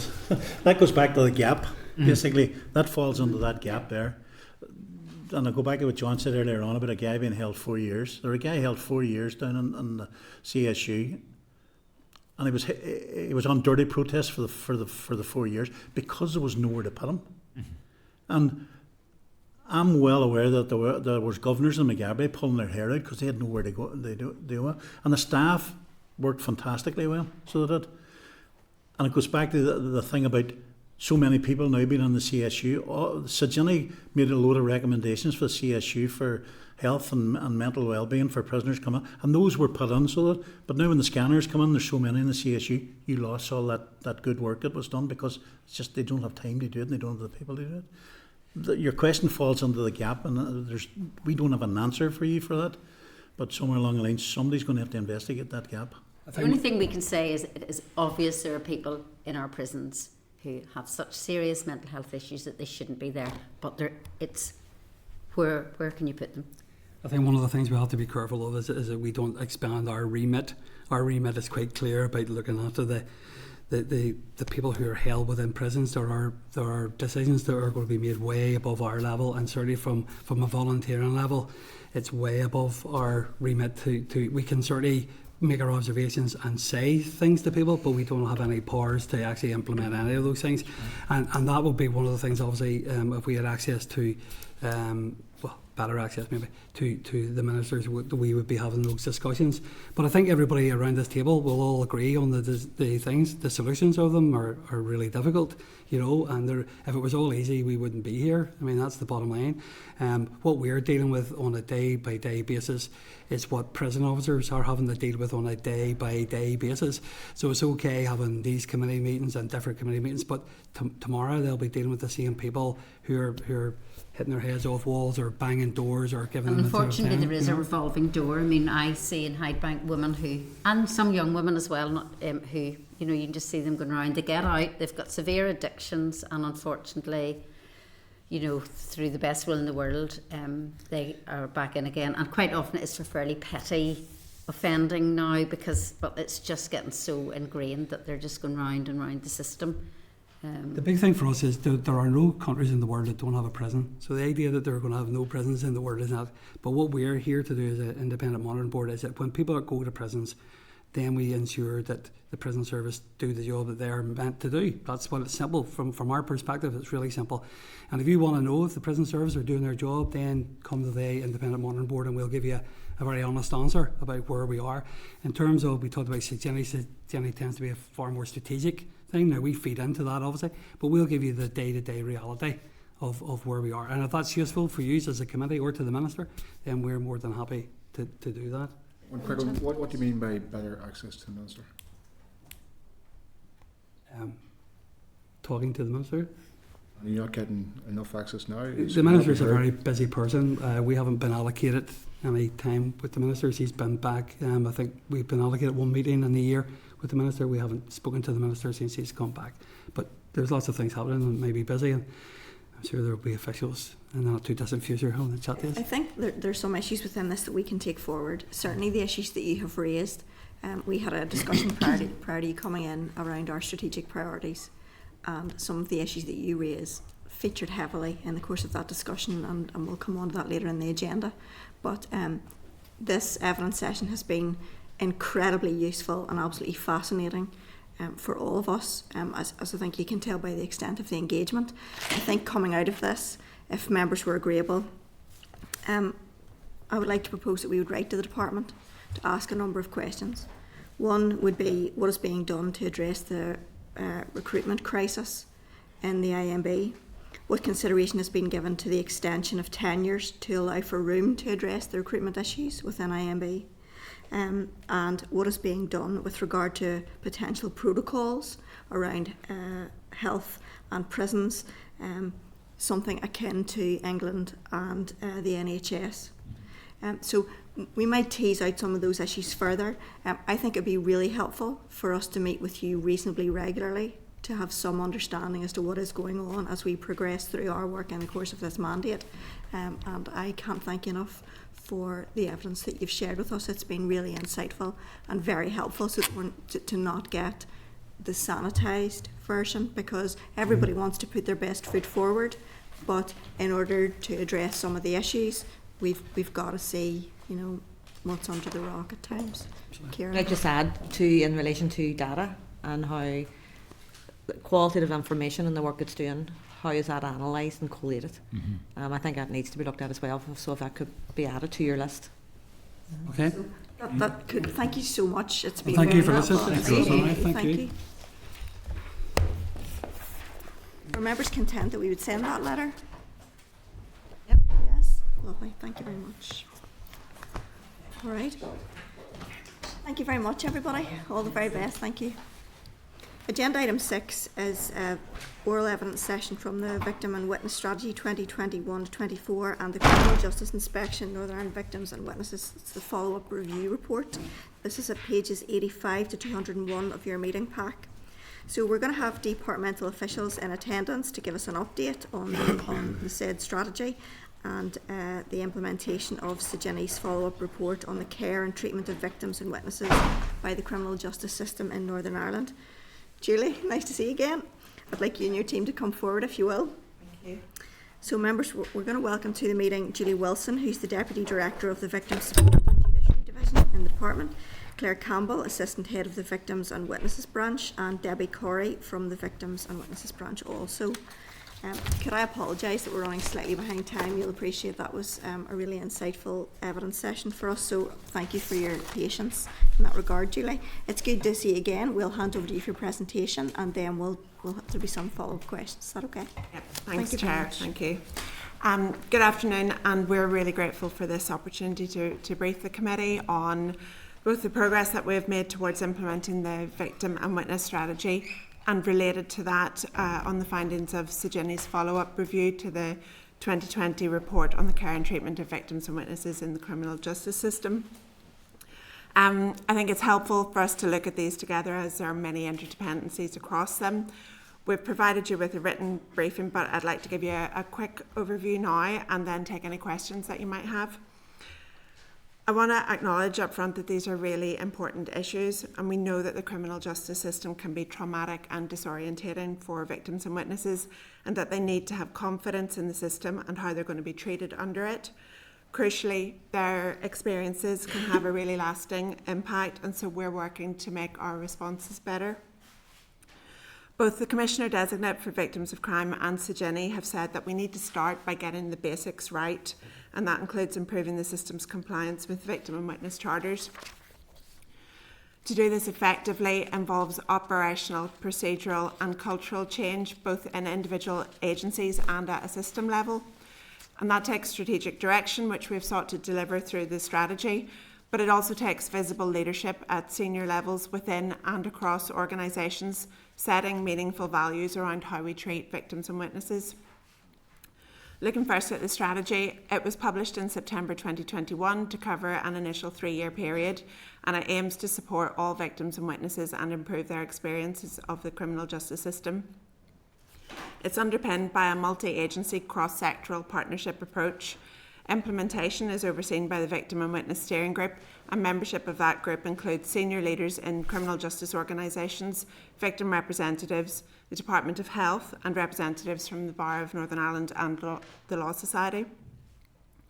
It's structured around 4 strategic priority areas aimed at improving our understanding of victim and witness needs, supporting victims and witnesses, improving our organisational focus, so that's about our inward look on ourselves, and improving how victims and witnesses experience the system, so that's about the outward look really. There has been progress, but we know that there is so much more that can and does need to be done, and we're continuing to work in partnership to do this. But we know that some of this, and particularly when it comes to cultural change, takes time. Subject to the views of the committee, we plan to publish a high-level progress report on the strategy after this briefing, and we've shared that with you in draft. I'm not going to repeat it, but I want to touch on just a few of the key developments. So we've listened to victims and witnesses in lots of different ways, and we've involved them in helping to develop new services. We've proactively sought their input to identify the pinch points where they're not satisfied with how they're being treated. We've continued to fund support for victims and witnesses across a range of services, and we recognise the importance of this, and we've protected it from budget cuts. We've also launched new supports, including 2 new remote evidence centres and a sexual offences legal advisor scheme. We've sought to embed increased organisational focus through the role of victim champions, and we're continuing to develop that role in line with Jenny's suggestions. Data and the development of data sets is going to be incredibly important as we develop that role, and we're doing some work with the Commissioner on that. We've also improved awareness of the charters across community and voluntary sectors and the wider public, and that's included delivery of a programme of public events that have been really well received, and delivery of a public information campaign that launched quite recently in partnership with the Commissioner Designate. And cutting across all of the strategic pillars, we established a Commissioner Designate for Victims of Crime, and you know that that's about providing a voice for victims, representing their needs and interests, but it's also about providing challenge to statutory agencies, promoting best practice and driving improvements. I've acknowledged that there's more to be done. We haven't achieved everything that we set out to deliver, and there have been challenges. Affordability and value for money have been key issues that have affected the scale and pace of delivery, and budget constraints will almost certainly continue to be challenging, and I think the impact is highlighted in Jenny's follow-up review. The Jenny report made a number of encouraging and positive observations, but it also rightly observed that we're measuring progress on the basis of our outputs rather than on improved outcomes for victims. So we're working with the Commissioner Designate to put in place better data metrics so that we can measure improvements and also our compliance with the charters. I want to touch very briefly on Jenny's strategic recommendation to establish a needs assessment service within PPS's Victim and Witness Care Unit. And we haven't been able to achieve this yet because of resourcing constraints. Significant work was progressed to develop a model, and that was costed at around £500,000 in annual recurring costs. And we simply couldn't deliver that without cutting other real priority services. We plan to look at this again, and we want to develop a costed business case to support development of that service. I have to admit that affordability is going to continue to be a challenge, but we want to prioritise this. Looking forward, we intend to extend the current strategy with a further 1-year action plan to bring forward a range of both enabling actions and delivery actions that will help us to progress some of the work that we haven't yet been able to deliver, including that business case. We're also in the early stages of planning for our new victim and witness strategy with a view to publication in September 2025. And we want to do that following a programme of engagement and consultation, because we want to make sure that it's informed by lived experience of victims and witnesses. And of course, we'll come back to you as a committee and take your views on that as we develop our thinking on it. I hope that this overview has been helpful, and we're happy to take any questions that you have. Members? I went first the last time, so.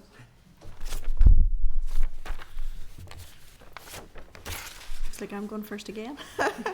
Thank you very much, Julie. You've actually touched on a number of the issues that I had written down. So you want to extend the strategy for a year. I suppose subject to anything we might have to say, but I don't imagine there'd be any issues around that from our point of view. We'd rather things were done well and right than quickly. Let me see, the issue of,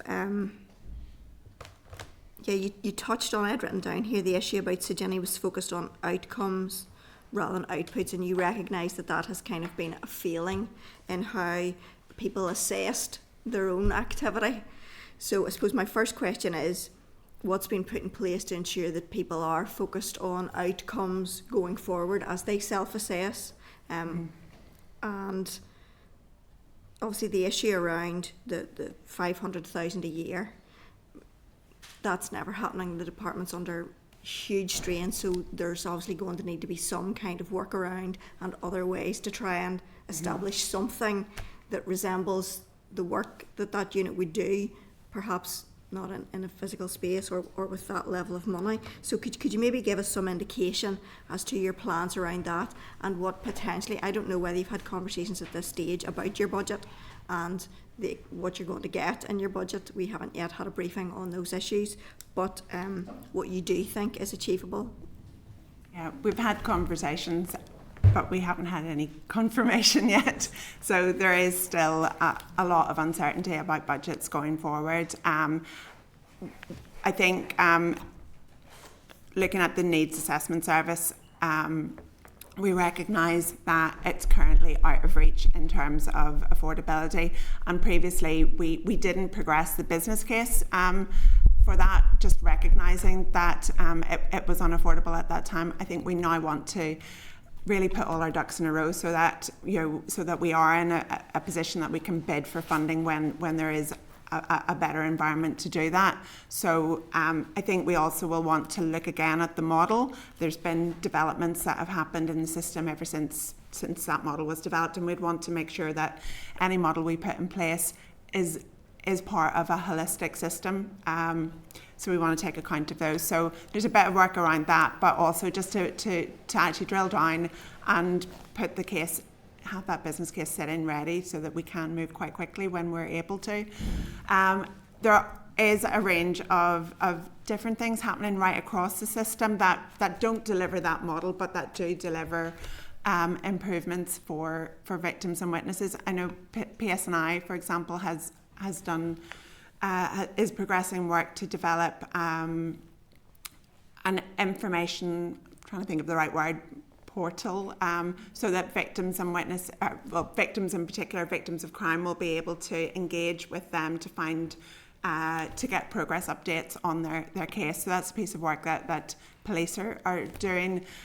Within the department, we're picking up on a number of the key issues and that have repeatedly come back to us about the system, and some of that is around how victims coming into the system, they are able to access support from support organisations like Victim Support, but for anybody who doesn't work within the criminal justice system, it is traumatic, it's a different world. And so one of the things is about trying to help victims to navigate that and to understand what's going to happen to them at various stages and to manage their expectations.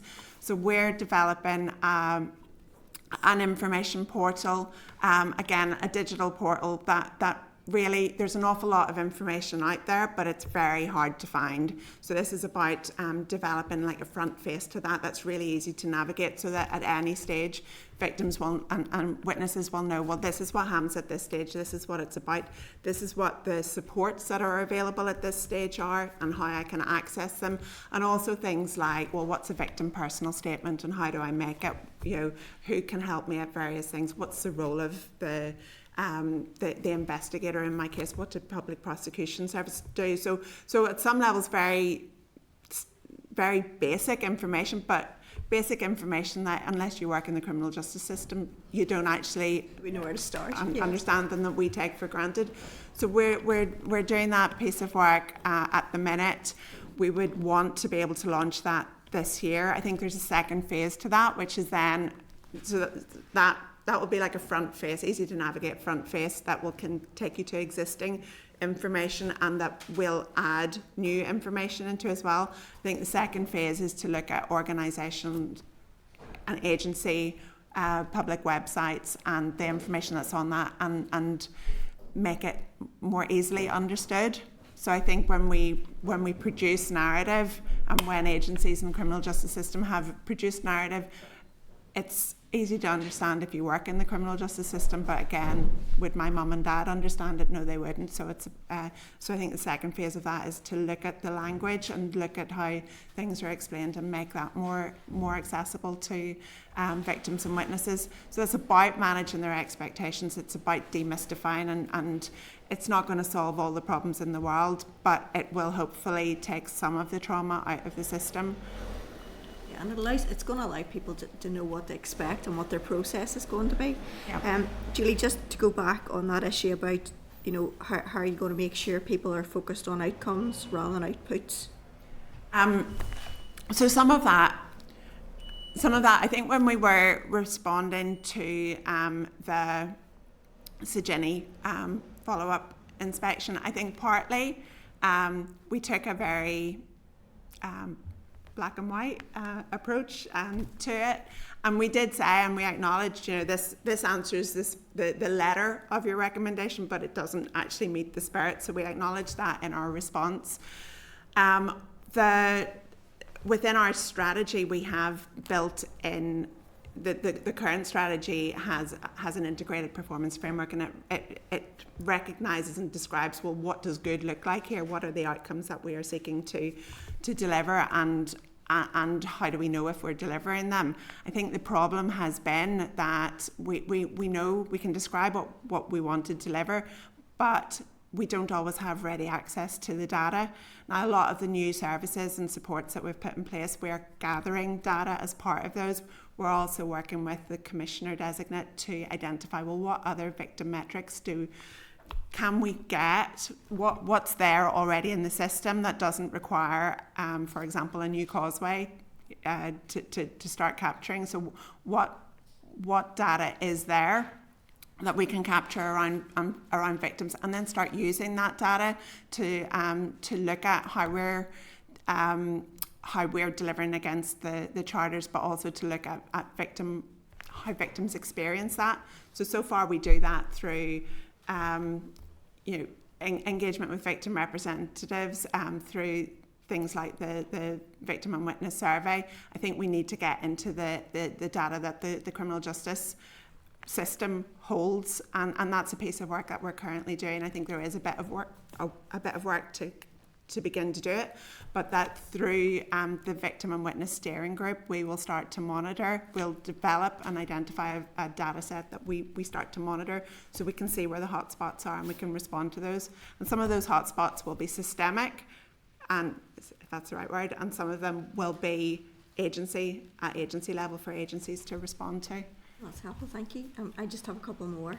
The stats are really interesting.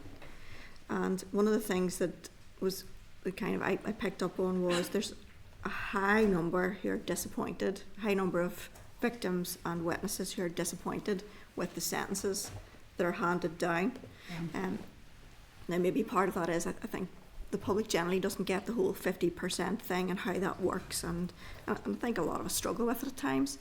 But I suppose what work is being done around that and to inform people what, I suppose, what the sentencing parameters are, and so that people have an expectation. I mean, there are issues about remand at present, and people, I suppose, being prepared that the person against whom they're giving evidence or for whom they're giving evidence, you know, may well be a time served situation. You know, how are victims prepared for that? And my second question is around, I suppose, the definition of victim, because I'm acutely conscious that we talk in this committee and in the system generally all the time about victims in circumstances where by and large they remain complainants. Now, that is not to say that they're not victims of crime, but the fundamental tenet is innocent until proven guilty and justice is blind. So how do we establish the balance between supporting complainants and victims and witnesses without presuming guilt, because actually there could be a victim at the other end who has been you know, falsely accused potentially, because obviously there are circumstances where people are guilty but not convicted because the threshold isn't met. But so how do we find the balance in all of this to provide people the support they need, but also trying to maintain fairness in the system? I'll answer that one first. I think at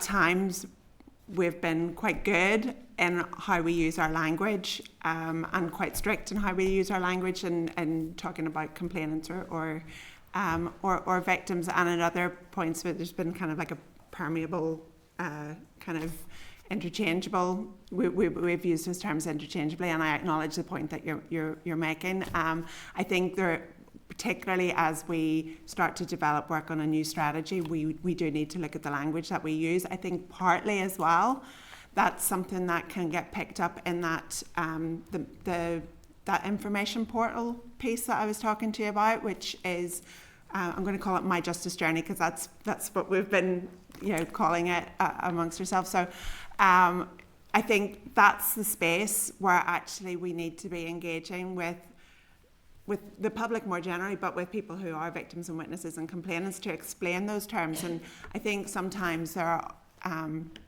and we've had it reflected back to us, victims can feel hurt when they're referred to as complainants, and I think that is the space to set out some of those expectations, and also to work with our voluntary and community sector partners who are there to support, to explain some of that terminology and why it's used and why it's important. So I think there's probably a piece of work that we need to do that there, but some of that can get picked up through My Justice Journey. In terms of the sentencing point that you made, obviously the sentences that are handed down are entirely for judges, and that's not something that we can or would want to comment on. But I do think that there is a role for us in helping to manage expectations and interpret how the system works, and I don't think that we can always give that in a formulaic way. But again, I think that My Justice Journey piece is a space where there's real opportunities to provide information to people within the system about how sentencing works, in order to explain the different ways, the different types of sentences that you can get, and to help manage their expectations, but also help them to understand why a particular sentence might not be as low as they perceive it to be. So that's certainly something, obviously, we work on the victim and witness piece, and we'll be working with the policy lead on sentencing to develop a piece of information that we can put in there so that we are able to help demystify to a degree the sentencing processes. That's really helpful, because I think there's kind of preparing people for the process, preparing people for the time frame, preparing people for the court situation, but that preparing people for the outcome is absolutely key, I think. Yeah. And with regard to, I suppose, when is somebody a victim and when are they a complainant, I mean, that's something I'm trying to wrestle with in my head in terms of the whole system, because you don't want to denigrate anything that anybody has been through. Yeah. But so how do we find the balance? So thank you very much for that, Stuart. Yeah, thanks. you're going to continue the project into a further phase, at least that's the plan. But how are you going to embed what you've already done and recognised as being needed? Because reading some of the reports, some of the partners and players haven't actually stepped up to the mark. For example, PSNI don't have a protocol. Now, it would appear that they have now appointed a victims liaison person. But even that, well, without a protocol, what's the point? Or maybe things have moved on, I don't know. But I'm just interested to know how all those things that have been learned to date are going to be embedded, because as somebody famously said recently, Northern Ireland has more pilots than EasyJet, and we actually need to start to embed things into current everyday practice. One other just very brief question, which follows on from the point that the Chair made about what happens whenever somebody is sentenced and there's a concern about the sentencing. I think there's another area that people have a lot of concerns about, and that is the role of the prosecution service. A lot of people, and you're absolutely right, you're hopefully only ever going to be a victim or a witness once in your life when you come up against this very strange system, and there's no doubt the judicial system and the courts and all the players and actors in it is a very strange system for the vast majority of citizens. And there's a lot of confusion around their role as well. The fact that barristers and others quite often only speak to people at the last moment, whereas that person might have it in their head that this is going to be my representative, this person's going to tell my story for me, and that's not what happens. So how is all of that being tackled as well? Okay, so some of that is around, again, going back to that My Justice Journey piece, which is about providing really comprehensive, easy to access, easy to follow and navigate information, so people can get information where they are about what's going to happen and they can find it easily. And I think the role of the prosecution service is part of that. In terms of embedding, I think a lot of this comes back to what I said. I think there are lots of different layers. So there are things that we need to do procedurally and operationally. There are things at both agency and system level, and there are things that we need to do in terms of leadership and culture and the example that we set. And I think that victims champion role is important. I didn't comment on the poor results in the survey that you'd referenced, just simply because it went out of my mind. But we know, we know that there are lots of things that victims and witnesses experience negatively within the system. Within that particular survey, some of the things that they were commenting on was their satisfaction levels with how they were treated within the court. The survey related to cases that took place during COVID. So some of those results will need to be looked at through a COVID lens, where witness support services weren't there beside you, where and often I think in some cases people were giving their evidence remotely and they didn't have those people beside them. So I think some of those results need to be looked at in that context. But I'm not in any way trying to deny the fact that there will be lots of people whose experience of the criminal justice system is not good. I think the role of victim champions is really important, but it doesn't stop there. I think some of it is around what I was saying about, well, actually we need to develop a data set and we need to look at that data set and we need to be watching it and monitoring it and be on it to see, well, actually this performance here is going down, how do we drive it up? I think victim champions need to be visible. They need to be visible to victim representatives. They need to be visible to victims. They need to be visible to the staff within their organisations. And we are beginning to see that happening across the system and within agencies. PSNI have they've developed on their intranet, they've developed a hub, like an information hub. They've done lots of outward engagement to their staff about victims and witnesses and how they should be treated. That information hub is about their kind of guidance to around engaging with victims, and as I said, they're developing that information portal as well, which will be for victims to access case-specific information. I think if when you look across all of the agencies, the champions are doing that role. They're engaging with the victims and complainants that they are encountering, but they're also working with their own staff, and then collectively as a forum of victims champions, we're planning to do some events. So first of all, later this summer, we're planning to host a summit for staff across the criminal justice system that was going to look at, well, what does trauma-informed practice look like within your area? So we're still kind of in the planning stages for that, but the idea is to be more visible and to be setting those values, but also to be providing a challenge to the people that we work with and the business areas that we work with, to be thinking not just what is my core function, but how does my core function impact on victims, so that I can, in making this decision, I'm looking at it through the lens of how it's going to impact someone who might be quite vulnerable. Thank you, Chair. Justin? Thank you, Chair. Thank you, Julie, Claire and Debbie, for your evidence and presentation. There's a lot of talk about the experience of victims, which is absolutely vital and something that should be central to our discussions. Everyone has their own idea about how to improve the experience of the justice system for victims. Does the amount of different players in the justice sector make it difficult and lead to a fragmented approach? And would an executive strategy help to unify that approach? I know there is an executive strategy in draft form for victims of the Troubles, but victims of crime, should there be a strategy?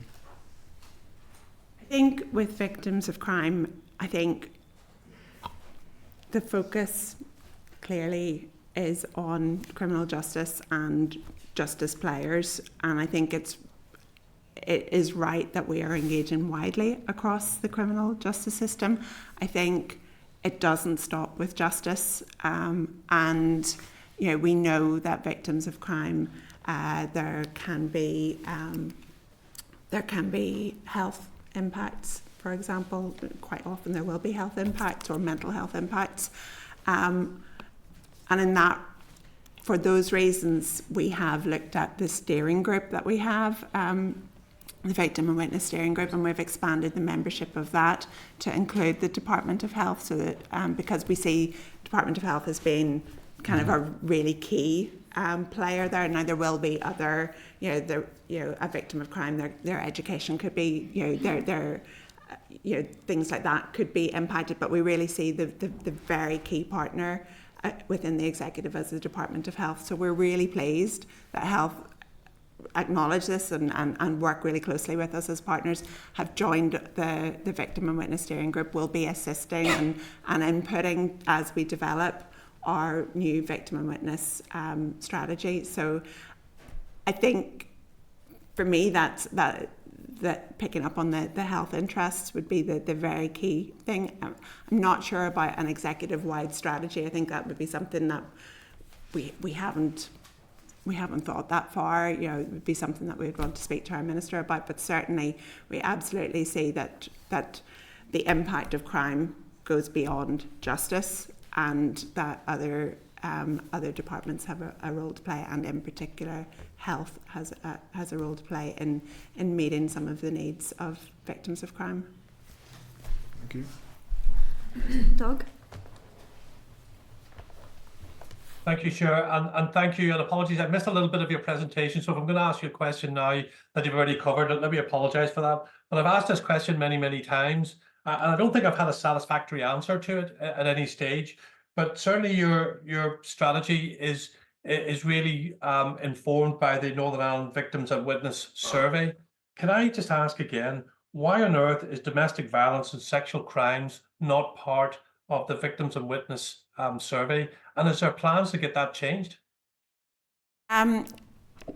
During COVID, the the means of delivering that survey changed, and it was no longer done on a face-to-face basis. It was done by telephone, and I think the plan is that it will continue to be done by telephone. But one of the impacts of that has been that, because obviously domestic and sexual abuse can be very, very triggering, it wasn't possible to have emotional support present for victims of those kind of offences. So that's why those offences weren't included within the survey, was recognising that actually the survey itself, without having the ability to provide emotional support, could increase the trauma that individuals had experienced.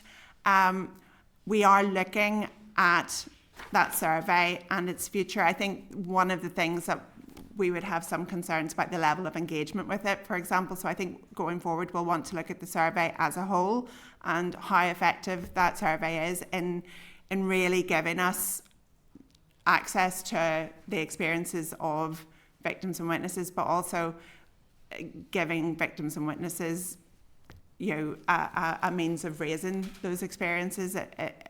Certainly engagement levels have dropped, and that would be a concern to us. So we do want to look at that.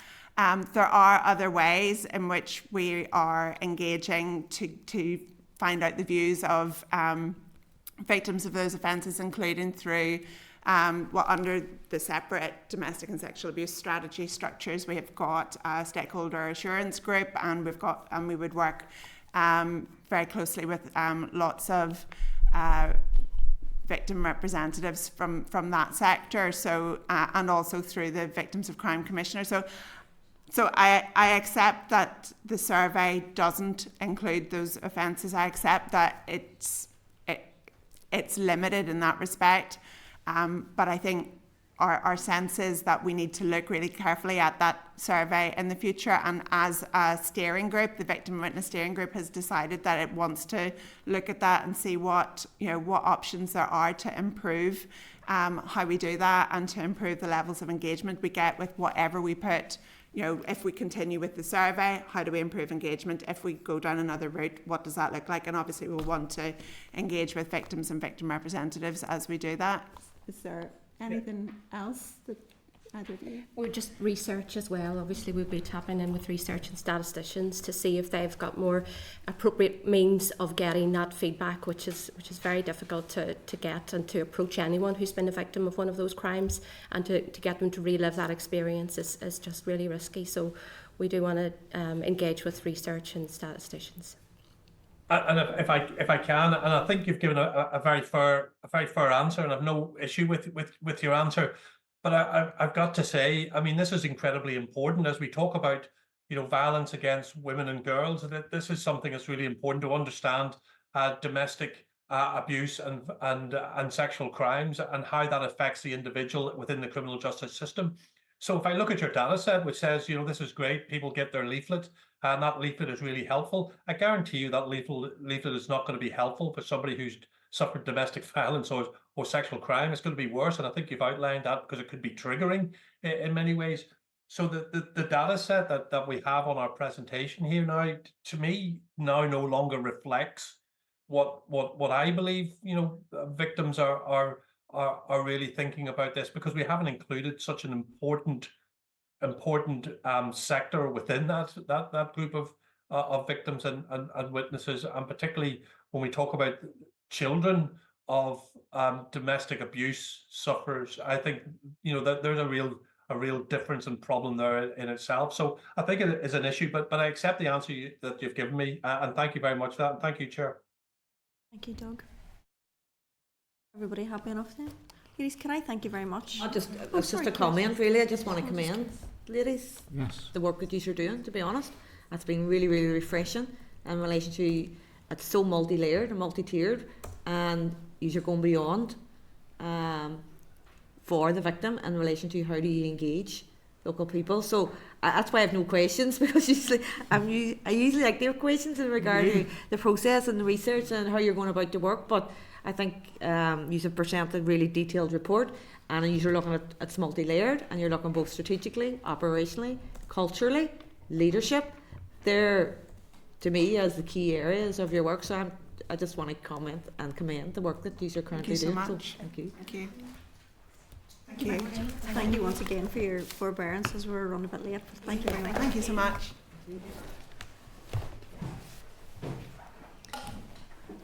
Members, agenda item 7 is the SL1, the damages process for setting rate of return regulations Northern Ireland 2024, and I would refer you all to pages 202 to 280 of your meeting pack for the relevant papers. Just as a reminder, the committee considered a proposal for a statutory rule for this statutory rule at its meeting on the 25th of April 2024, and agreed to request an oral briefing from departmental officials to seek further information on a number of issues, including the potential implication of the proposed rule, how the proposed rule could impact the cost of insurance premiums, why the discount rate is different in Northern Ireland compared with England, Scotland and Wales, and how often the rate is reviewed. The committee has received correspondence on this matter from a number of organisations, and these letters and briefings are included in the committee pack. So we've got departmental officials with us to work through our queries and provide us with the further information we sought. So I would welcome to the meeting Andrew Dawson, who is the Head of the Civil Justice and Judicial Policy Unit, Jane Maguire, Head of the Family Justice Policy Branch, and Martin Moore from the Civil Justice and Judicial Policy Unit. Thank you so much for taking the time. This is a fairly complex and technical piece, and I will level with you. I understood it better before the briefings we were given to clarify some of the issues that we had. So could I ask you, in terms of your presentation, I will be the one to say kind of where I am on it, which is I really do need help to understand the outworkings of this.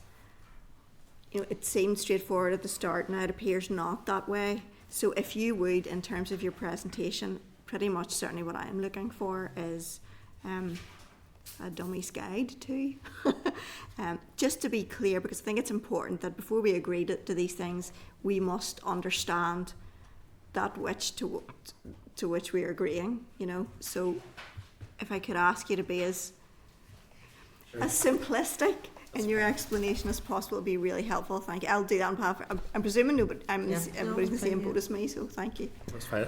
I'll start off with an apology then. That I suppose we have tried, but we've been stumped, I think, in making it as accessible as possible. But we're here anyway, and we're hopefully going to, you know, work through any of the issues that you might have. So essentially, in as simple terms as I can muster myself, we're here on foot of an intention to make the statutory rule, and we're calling that one the damages process for setting rate of return regs Northern Ireland 2024. That is subject to the draft affirmative resolution process in front of the Assembly, so there will be an opportunity for the Assembly to debate this as a whole and decide whether to affirm it or not. We've provided our SL1 and associated briefing note and the further briefing, and we're happy to be here today just to try and clarify things further for you. Essentially, there needs to be a personal injury discount rate, and that's within the bounds of legislation that was passed by the Assembly in 2022. And essentially, what that does is, if a person suffers personal injuries caused by the negligence of another person, they're entitled to be fully compensated by the negligent party. What the personal injuries discount rate seeks to do is make sure that compensation is no more or no less than 100% of what that person deserves. It's essentially an equation almost that is applied, and then that discount is applied to a final rate, a final award of personal damages. So you would essentially, the current rate is minus 1.5%. So if you had a personal injuries award of £1 million, at the moment you would multiply that by minus 1.5%, if you had if it was changed to be a positive award in the future, and I appreciate that I'm getting into technicalities already, but I'll come to that. If it was to be a positive award, a positive rate, then you would multiply the £1 million by 1.5%. So, why is it minus 1.5% at the moment? Because in 2022, whenever the primary legislation was put through the Assembly, it specified what needed to be considered whenever the rate was being set. What we have done to date then is to review those parameters for the next review of the personal injury discount rate, which is carried out by the Government Actuaries Department and must start by the 1st of July. In terms of the factors that we've looked at then, we've consulted on those factors as well, and that was the outworkings of our consultation have been published, and we had 23 responses from consultees, and they each provided views on how we would, basically what we would input to the equation in order to set the parameters for the personal injury discount rate. So they looked at, for example, the notional portfolio. So a lot of this, essentially, this is a proxy. We're looking at an example case, as it were, and we're looking at a proxy in terms, and if a sum of money was to be invested, how it would be invested. So the first thing we look at for the parameters then are the notional portfolio. In other words, and you might have seen this in other financial products, whereby you would select if you were going to invest any money in shares or gilts or property, what that notional portfolio is going to look like in terms of applying it to the personal injury discount rate. We have concluded that there would be no change to the balance of that notional portfolio for the review that's coming up. Do you want to pause there, or shall I continue? Well, I have just straight away, I can't see how, and I know we have the lowest, the lower it is, the more compensation, but they have to be 100% fully compensation. But I don't know how the rate can be determined by that last piece of information that you give, based on if you were to invest it. And has that always been the case? And is it, and that's everywhere across? Yes. There's a personal. All of the UK jurisdictions have a personal injury discount rate, and they all need to be reviewed on a regular basis. Oh no, I understand that, but the basis, that last statement you made, it's based on. Mm-hmm. It's based on projections into the future of how, if somebody invested in that portfolio, how that investment would perform, and if it's projected into the future that it would perform well, then the lump sum award of damages is adjusted to take into account the fact that that person would actually gain money, or if it's not going to perform well, then it would be the opposite. It's reduced to take into the fact that they wouldn't get enough money to meet their needs. Well, I suppose a couple of things. I think we all get it's got to be as close to 100% as you can make it. Where I'm struggling is, I suppose, in some of the correspondence is the parameters.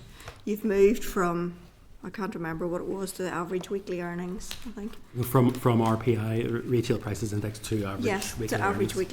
weekly, that's the proposal, is it? To move That's from, the proposal, yes. in terms of the reference to inflation. So there are two parts of the proposal then. It's to move to average weekly earnings, and the other one is the parameters for the percentage.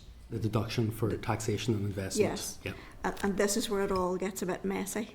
Certainly. I haven't even got there yet. Certainly for me. So I suppose what I'm trying to figure out is some of the documentation that we received indicated that this was maybe an overcautious approach to inflation, and that in England and Wales they kind of have a different system. But I suppose the charge, and I would like an answer to this too, is what consideration was given to CPI plus X% percent so that we can satisfy ourselves that the parameters which have been selected from which the actuary must choose are reasonable and not overcautious? You know, what was the rationale? How did it all work through? If I can jump straight to there, if that's helpful. Does that, or would people rather just work through it as? That's probably better, I think. If No, you can jump to it. Just on the last issue, forecasting. How many years do you go? 43. 43, is it? Period that it's assumed the claimant will be investing their lump sum award over. Yeah, and that's similar. It's the same ratio that others use across GB elsewhere. That 43 year. 40 to Present 45. Scotland used an assumed investment period of 30 years, but 30? They're proposing to change that to 43 years, and 43 years was what was used in the last review of the rate in England and Wales by the Lord Chancellor, and that's based on evidence that would be the average life expectancy of a claimant. So that's where the figure of 43 years comes from. So was the average life expectancy here then? The It's 43 still, or no, does that be it's- reviewed? So 43 years is the average time that a person who sustains a personal injury of this nature will live. Yeah. And therefore that the award needs to be projected over that average period to ensure that they're fully compensated and that, for example, that their costs of care are met, etc.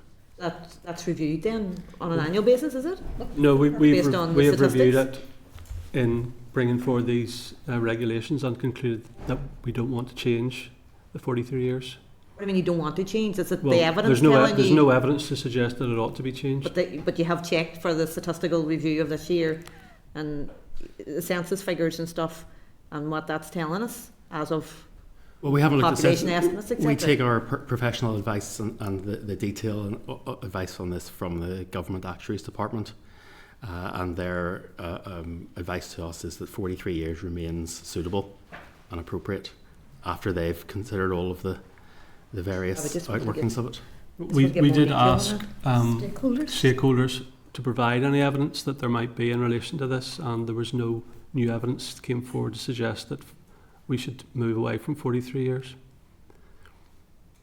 So everybody. So essentially, the findings from the consultation were that naturally the people on the people defending the claims wanted everything to be a bit better for them. The people who were claiming wanted things to be a bit better for them. But the feeling about 43 years, everybody was satisfied with. That's fair assessment. Fair to Yes, say. I don't think anyone's taken really issue with that. So the 43 years part, it's the least contentious issue in this whole thing, I think. But it is the average age based on statistics. Based on the evidence, it came from a call for evidence that was done by England and Wales prior to the review of the rate, the last review of the rate in England and Wales. So that's where it came from, and then that was what was used when it was prescribed in our legislation in the 2022 Act. I'll probably seek more clarity maybe later on, but I'm just not fully. If it's based on the age, well, that means it needs to be applicable here. And 43 years may not necessarily. I don't think it's age. It's not. It's about the length of time. But it's the average number of claimants. So based on say last year's, they've done on an annual basis. So the average Payments on claimant average. is that the average age, if that's what it's based on, not based on the average age in England regarding the number of claimants. Or It's Scotland. not the average. It's based on the length of time. The length of time somebody that would the need the money. average personal injury award claimant would live after the award was made. Yeah. After the But it's, injury. but it's based on NI information, or it's based on GB or England or Scotland. It's I'm sure it's UK-wide information. It's not specific to It's Northern not Ireland. specific to a No. region, right? That's just what I was trying to get to. So Justin, it do you needs want to to be come in now? looked at. Based on what Keir is saying, obviously we're all supportive of the principle of 100% compensation. Yeah. To what extent do the departments dictate where the government actuaries department goes on in relation to setting the personal injury discount rate? To why is the personal injury discount rate the lowest here than it is anywhere else in the world? What's the implications of the personal injury discount rate in terms of for health trusts, for public bodies, for car owners, for drivers, in terms of, we had a debate here in the Assembly last week, or not last week, this week, in relation to insurance costs. What are the implications for this revised personal injury discount rate for insurance costs, which we're all struggling with, and car drivers and business owners in particular? And that, back to what the Chair said in terms of why is CPI plus X% not being considered as a metric for consideration, and just to please explain to me why the personal injury discount rate is lower here than anywhere else in the world. Okay. If I take the inflation point first, if I can.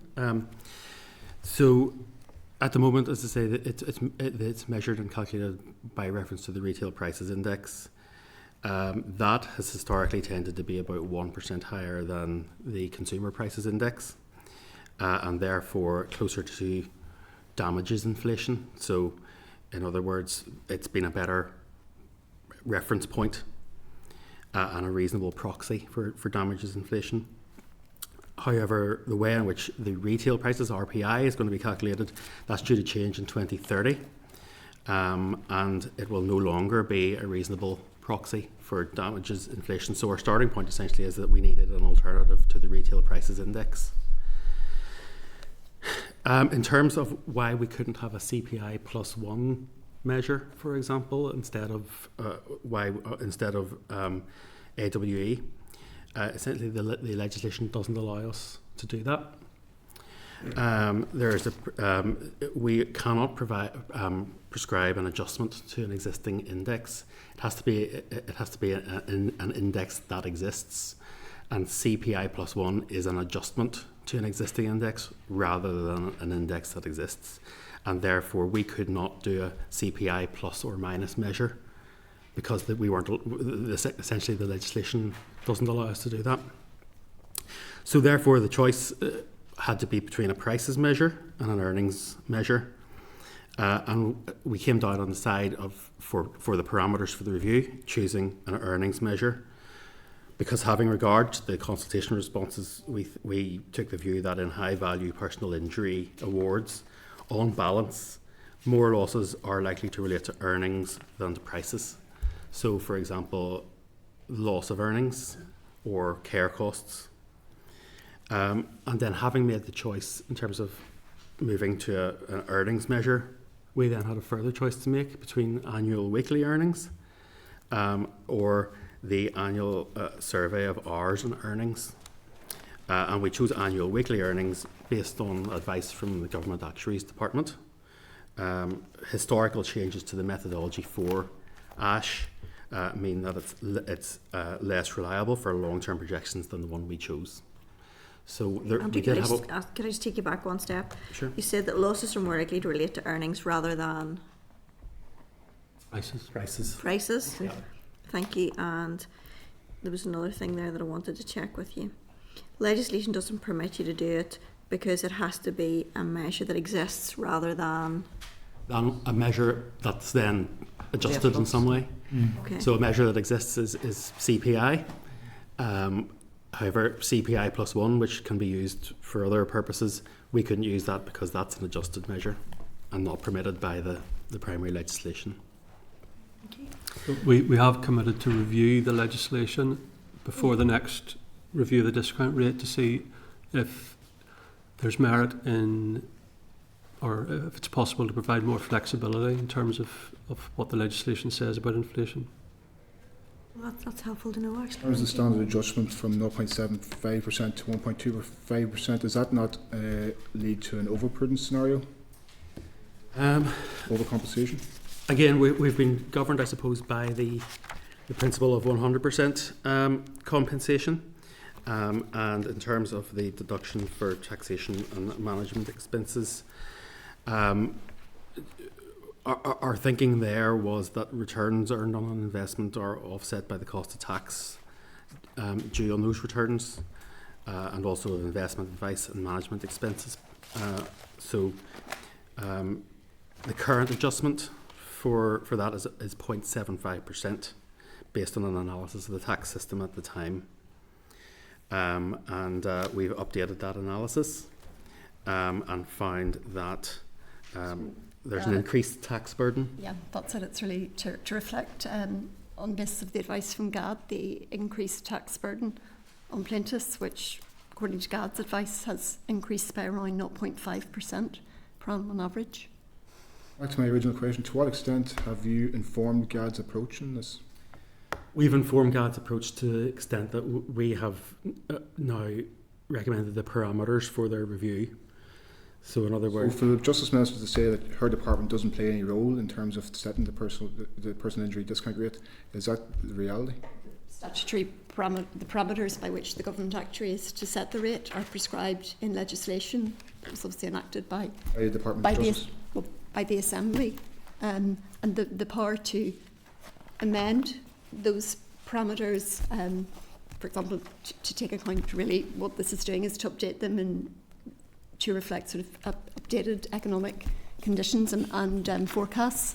And the power to do that sits with the department, but obviously the regulations are subject to draft affirmative procedures, so it would be subject to the approval of the Assembly. It's important to, in this one actually too, it's important to note that the Minister recused herself from this because of her husband's a member of one of the bodies, so she recused herself and gave the authority to the Permanent Secretary. And just in terms of the review of these parameters, we didn't give GAD any direction. We just asked them to advise on each parameter, should it be changed or stay the same. So there's no direction given to them. We shared consultation responses as well, so the responses that were provided to us from stakeholders who we asked a series of questions about whether they thought the parameters required to be changed or not. What are the implications of the new personal injury discount rate on public bodies such as health trusts and on consumers, car insurers, people who are paying for insurance policies? What are the implications of this? So we don't have the new rate yet. We're just this is the parameters for the review, and also it's not within our remit, nor can we take into account what the costs of what the costs of insurance will be. It's outside the scope of the setting of the parameters for the review. Do you consider that you've been overly? I mean, the charge is you've been overly cautious. Do you consider what? I mean, no. I think we've taken a balanced approach, and I think we've taken our judgment is that we've come down on the best approach for the review, maintaining the 100% compensation principle.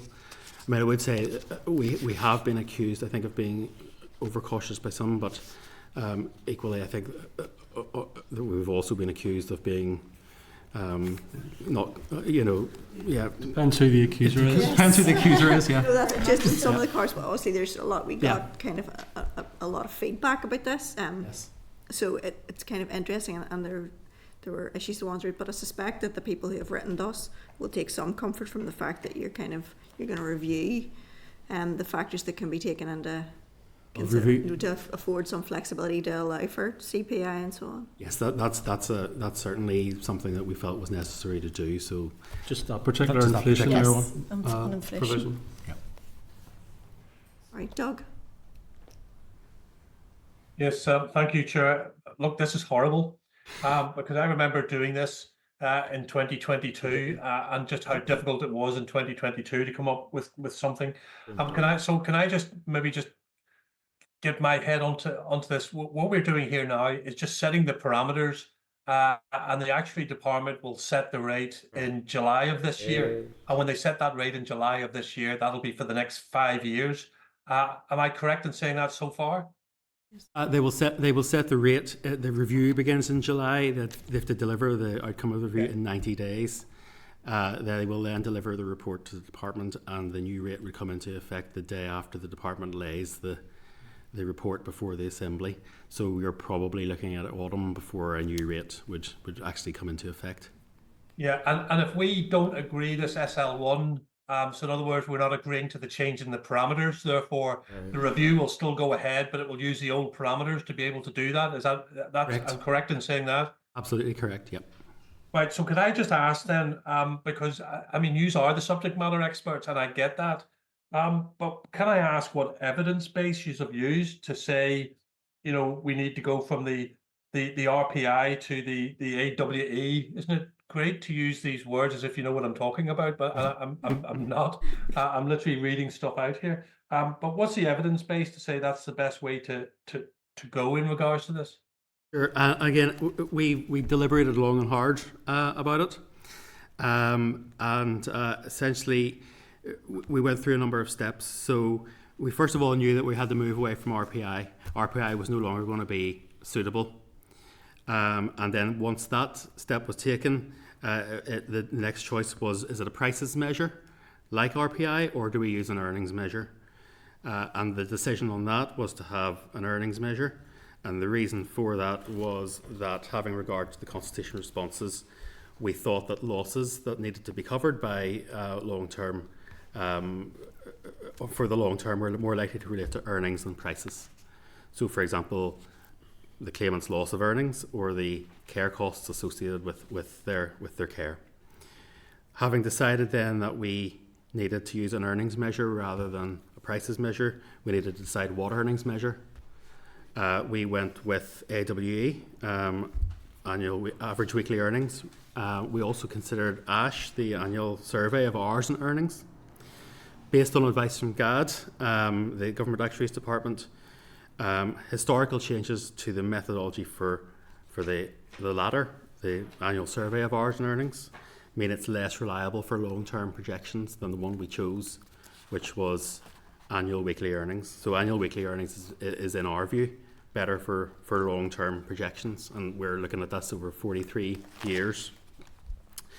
So that's a sort of measure of our thinking. We deliberated long and hard, and I don't know whether Martin or Jane want to add anything further to that. Martin's already made the point that that's something that we've committed just to look at in terms of how the legislation provides for the effect of inflation to be taken into account. That's something that we're going to look at for future reviews. But it would require amendment of the legislation, so it would require primary legislation if after that we thought that was appropriate. I'm just saying, it's not really a matter of the evidence in this case, it's a matter of selecting what is the most appropriate measure of those measures that are available to use for this purpose. And we've taken professional advice from the Government Actuaries Department on what we think the most appropriate measure is. Having stepped it through that sort of thought process.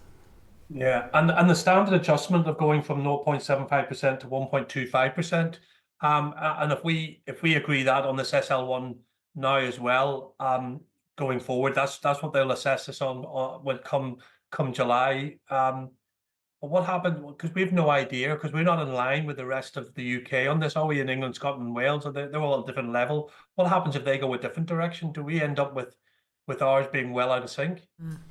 Well, first of all, I think I would say in terms of Scotland are moving are on the same timetable as Northern Ireland on this, and Scotland have taken a very similar approach to setting the parameters for the review there as has been taken here. In fact, in addition to the work on or the changes on inflation and the deduction for management and taxation, they're also changing their assumed investment period from 30 years to 43 years. So they're making a further change, and so Northern Ireland and Scotland should be fairly well in line together. The process for setting it in England is again different, but again, any of the parameters that we have decided upon for the review have taken account of expert and professional advice. Okay, listen, thank you, Chair. Thanks, Doug. Justin. Just on the CPI plus X approach index, why is it okay in Wales and England and not okay here?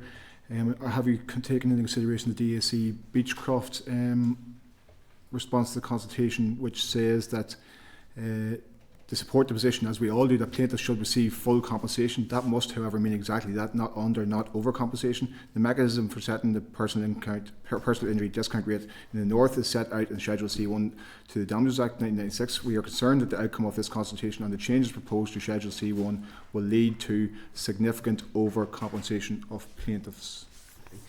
In terms of why you can have an adjusted rate in England, not here, essentially it's set within our primary legislation is different. So we are restricted by what our primary legislation allows us to do for Northern Ireland. We've taken account of all of the consultation responses, including the one you quoted. And again, it remains our judgment that that the parameters that we've chosen would essentially have the best chance at achieving 100% compensation, no more or less. Others will have different judgments on that, and I say again, that's to be expected, and we sort of have appreciated all of the views that we've had, and we've taken account of all of them in coming to our conclusions. Under the current legal framework, CPI plus 1% or adjusted in any way isn't an option that's available. Can you give a view as to what the personal injury discount rate, what the impact of that is on insurance premiums costs here? No, because that's again outside the remit of our of the department's work in this regard. It could go up, it could go down, it could stay the same. We just can't say at this stage. We can't prejudge the outcome of the review that GAD will do for us. Just in terms of your parameters, you're working on the basis that these need to be adjusted, because if they're not adjusted, then people will not receive as close to 100%. So that's why there must be a change of some description. And not adequately reflect. Oh, sorry. So I suppose my other question is then, when do you plan to lay this? Okay, so on the first point, they will not adequately. If we don't change the parameters, they essentially won't adequately reflect the projected economic conditions for the next period of 5 years, by which this will apply. And if it doesn't adequately reflect the current economic conditions, then there's a danger of that we depart from the 100% compensation principle. In terms of when we lay, I suppose it'll be as soon as possible after we hear the view of the committee. Okay, thank you. Doug, did you want that again? Regulations do need to be made. Sorry, I was just going to say that because the review has to start under the legislation on the 1st of July. If the parameters are to be changed, then obviously the regulations have to be made so that they can come into operation for that next review. So there is a time pressure in that regard. No, we understand. I just kind of wanted to get it clear in my head how long we've got if we were to have any further. Does anybody have any further questions, queries, anything they need to know? Because now's your time. Just to say briefly, we have to be blind to everything except the fact that this must deliver 100%. Yeah.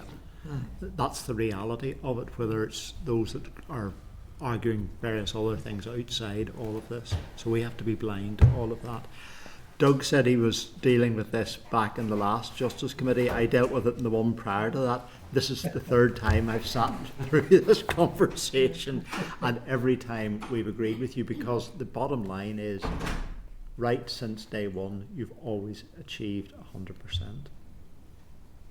Well, I appreciate that, and I think, again, I will only apologise that this is your hat trick. It's my debut, and I can only apologise that it just both for the subject matter and the complexity in terms of trying to explain it. Yes.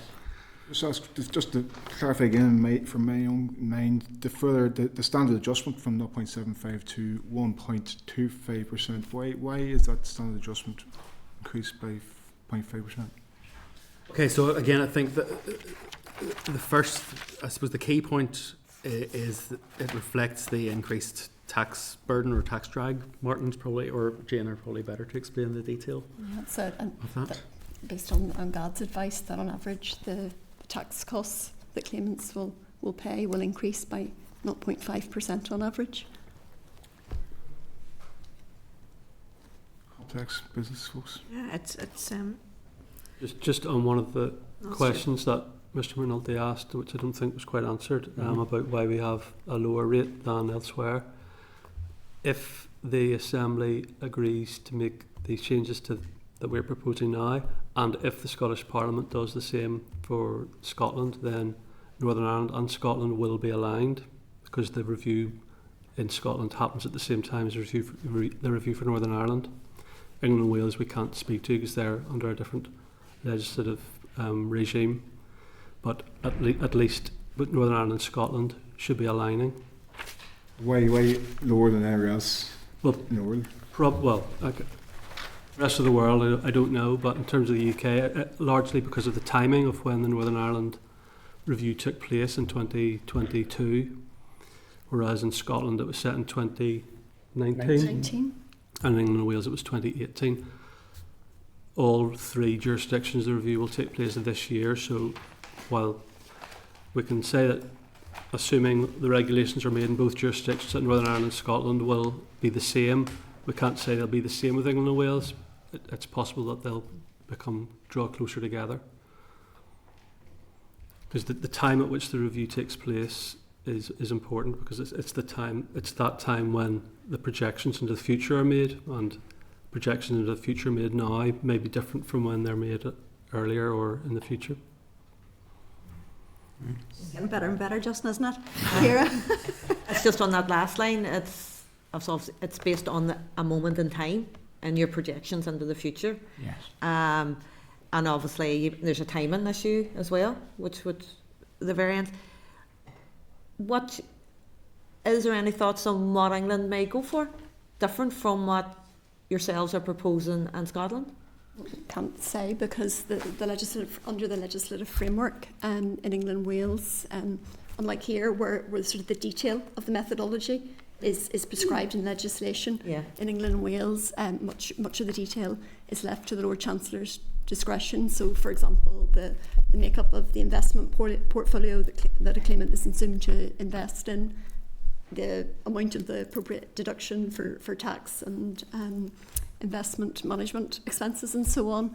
So until the Lord Chancellor actually conducts his review, we don't know what specific assumptions have been made in order to arrive at the rate. The last review for England and Wales, the methodology I used was broadly similar to what we used, even though ours is set out in statute, theirs isn't, so we can't be sure that they will follow the same methodology, but based on the past experience, it's perhaps not likely to be hugely different. It means that all regions would be likely more closely aligned than the current position.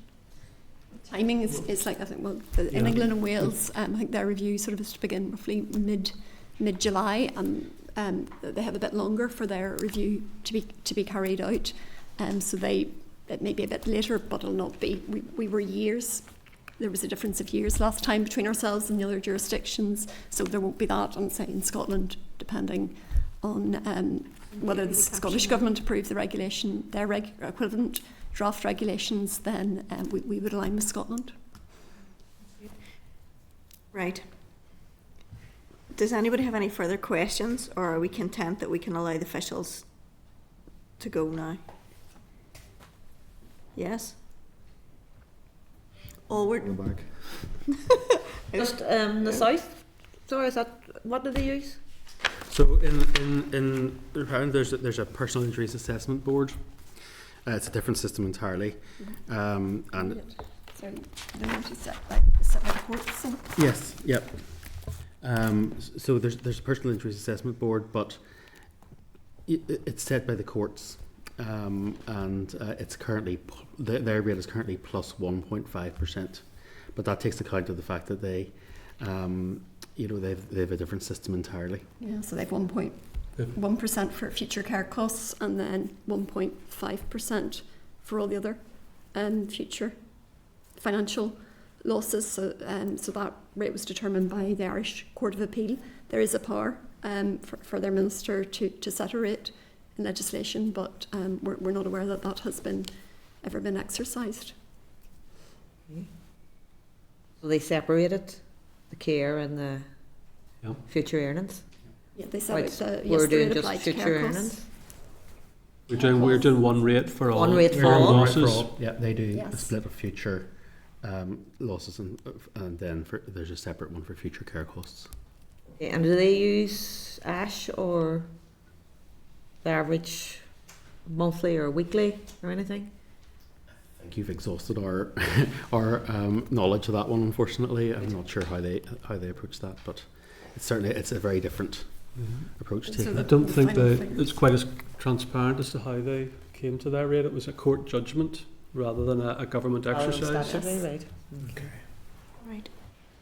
Thank you. Members, yes, I think we have not just exhausted your knowledge, I think we have Ourselves. exhausted your patience. No, not at all. No. It is very technical, to be fair. It is. I mean, it's one that certainly I've struggled to get my head around it, but you know, I think I'm there, and then not quite. But you know, we appreciate the decision has to be made. I thank you very much for taking the time and for your patience and explaining to us over and over. No, not at all. That's why I didn't go into teaching. I think I can't get things across very easily. So. It was really helpful. Thank you very much. So members, you guys, that's great. Thank you very much. I mean, if we've anything further, we'll get in touch. But thank you for your help in this. So members, are you content with the proposed statutory rule? I mean, I'm not sure what more we could ask, to be honest.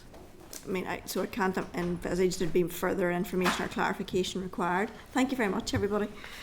But so, are you content with the statutory rule? All we need to do is agree to set the parameters. Doug? Yeah, Chair, sorry, look, I'm not content, if I'm perfectly honest with you, because this is actually incredibly important. And it's important because what the parameters we agree today, and I don't think we're fully, I don't think we have all the information. I think there's still a degree of confusion amongst us here. But what we said today will have a major effect come the review in July. And that can have a real serious outcome on insurance right across Northern Ireland, and particularly in health insurance. So I have a real concern still in regards to this. And to ask the question, what's your evidence base for this? And be told there is no evidence base. This is our best sort of not best guess, but you know, this is what we worked out as being. I'm not sure I quite get it. And actually, if we don't agree the SL1, we do retain where we are at this present moment in time, and that still does give 100% compensation. And I think they said that the RPI doesn't really change for till 2030, and this set of figures they will do is for 5 years, so that falls within that parameter.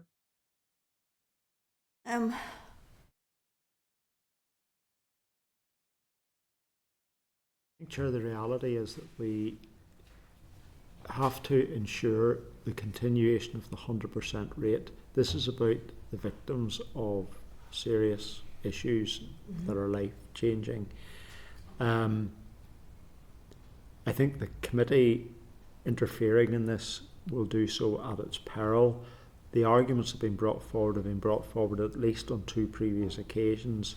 There's a clear alignment with Scotland, and I think the explanation that I heard in relation to England is, although the legislative arrangements are different, the actual calculation will not be that dissimilar at the end of the day.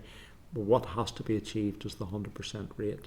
Yeah, see, Doug, I appreciate what you're saying about the evidence base, but I felt that they were fairly clear that if we didn't propose parameters, then we would be out with kind of the 100% and less likely to achieve it if we stayed with the current rate. The last thing, Chair, you want is a victim or a victim's family of serious issues blaming us for them failing to achieve 100%, because a lot of this goes to future care costs, and that's everything from where you are today to where you are maybe in your 70s, 80s or 90s. I suppose I'm just trying to establish, Doug, you know, ultimately I felt that, bearing in mind the correspondence that we had, and I appreciate where you're coming from on this in terms of, you know, your minister essentially and his department and the impact that there may be on his budgets. But what we heard today was that they can't take that into account. Yeah. They've taken into account everything that they can take into account. So in terms of an evidence base, what would you need?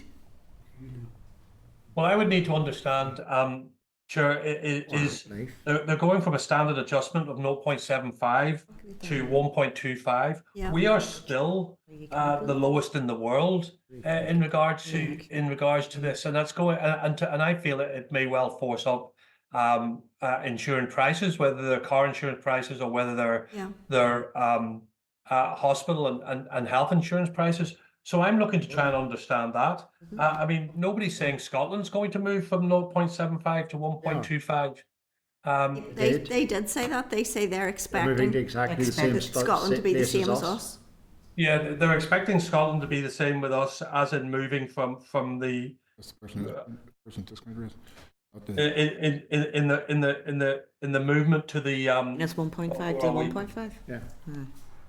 Yeah. But we don't know that, do we? Sorry, because I'm slightly confused with my own figures here that are sitting in front of me. That's what we were told. Pardon? That is what we were told, that Scotland is going to be identical to us. Yes, and that because of that England and Wales come to the conclusion a different way, it will still be the same conclusion. but are likely to be coming to a similar conclusion. I'm not sure. I read the evidence from the insurance people too, that there's a chance of insurance premiums increasing and all the rest of it. The difficulty with it is I'm not sure what more we can ask for. The parameters need to be set. There are things that they can't take into account. So I don't know where that leaves us. I share your concerns to some extent. I feel like I've entirely got my head around it at times and parts of it, but I'm not sure, unless we're all government actuaries, we ever could. So do members have a view on how you want to proceed in this? I'm concerned about the standard adjustment moving from 0.75, like Doug, 0.75% to 1.25%. I'm not convinced that will be the same as in Scotland, and I haven't had any information as to what the implications are for this in relation to health trusts making payouts, which a major part of the budgets are on payouts, and I fully support 100% compensation, absolutely. I just like more information in terms of what the implications are of this discount rate being the lowest discount rate in the world, what the implications are of that for insurance across the board, whether that's for plaintiffs or otherwise. I think that the trouble with this, Justin, is we can't, so the officials can't give us that because they're not allowed to take it into account. So the only way to get that is from the people who have skin in the game. And that's where we're left between a rock and a hard place to try and make a decision, because we have constituents who will have claims and who need the right to be looked after, but we have budgets to consider too. However, we can't get that information. The only way we can get that information is from people who have an interest in it. So I don't know how we square this circle. So how do members want to proceed? I mean, do you want to write to them again and ask them specifically, how did you reach the conclusion of moving from, 0.75 to 1.25? How's that benchmarked against? Right, do you want to ask them that specific question? It's simplest form. It's basically just a table, so you can clearly see the thought process and the reason of why the change and the evidence base for it. They're saying they're not allowed to do it. Yeah. I think we're at serious risk if we don't take the advice of the officials in this particular case.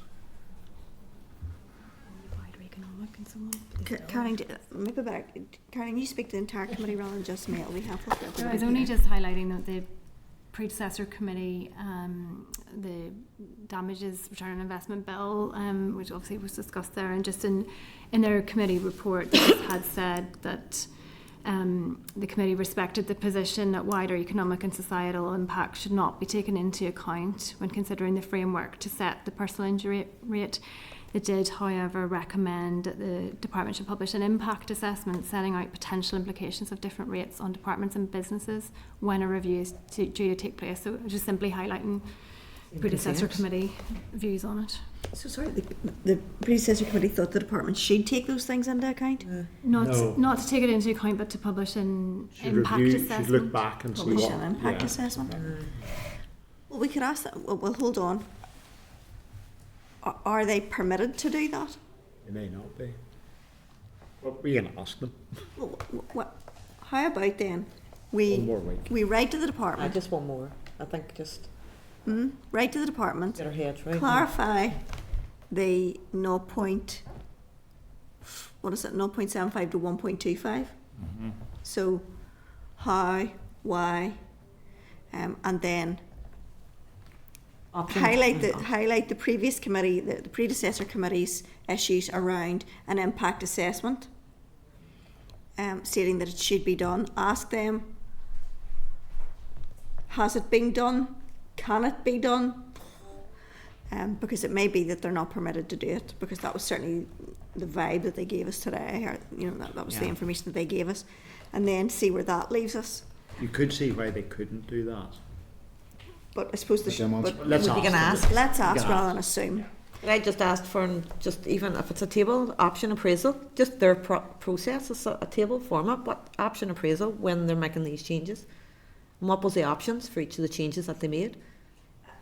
I think that part of that was outlined in the initial report that came to us in, was it April that came? Yeah, it's in the pack there. It's in Is there an option appraisal? Yeah. And I'll pull it out again, it'd be useful then. I mean, do you think don't it recall covers seeing or- it. Sorry, I'm just over. There is the rationale is given for each of the decisions that were made. Each of the decisions made with options, like the options that were considered, was an option appraisal for each of the decisions made. It seems to be the decisions made or the actuary says it. But it'd be good just to see how you came to that decision. And this is more to be educated. It's not that I'm opposing this, but I just would feel more comfortable in supporting it, that I'd seen the thought process and the option appraisal that led to those decisions, given the fact that rates may change in July. Just by saying Scotland will probably go with it doesn't give me reassurance.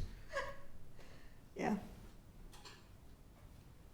The advice there is at page 243 of the pack. There's page 243, there's a kind of a fairly extensive briefing paper. Look, how about we write and seek clarification on those points? Okay. But stressing that we do all support the 100% principle. Oh, of course, that's what's... Yeah, I think that one's a given. It's Yeah, the advice is there from the government. Actually, if you read the government actuaries report, which I have to say I did, I think you will be more convinced of what's happening when you read the actuaries report at 243. the actuary's report is helpful. Yeah. Look, are you content if we proceed in that direction? Then we'll clarify those three areas. I'm content, Chair. I mean, I'd love to see some modelling, but I'm content with your direction on this. Right, well, we'll do that. Try and get a response reasonably quickly and come back to this, because I appreciate it. It's actually very difficult, and the more you hear about it, the more complex it becomes, frankly. But anyway, all right, that's fine. I think we're agreed on that way forward. Everybody content? Right, thank you very much. Agenda item 8 is the Gillen Review recommendations and an overview of the Gateway Review for the Gillen Programme of Work. And there's an update on the implementation there. This is at pages 281 to 293 of your pack. I'm conscious, members, that we're significantly behind schedule at this point. So this paper provides an update on progress towards the implementation of the Gillen Review into law and procedures in serious sexual offences in Northern Ireland. So the implementation programme was subject to a Gateway Review in December 2023. The Gateway Review team noted detailed programme documentation, strong relationships with partners, and that several measures to improve the experience of victims had already been introduced and were making a positive difference.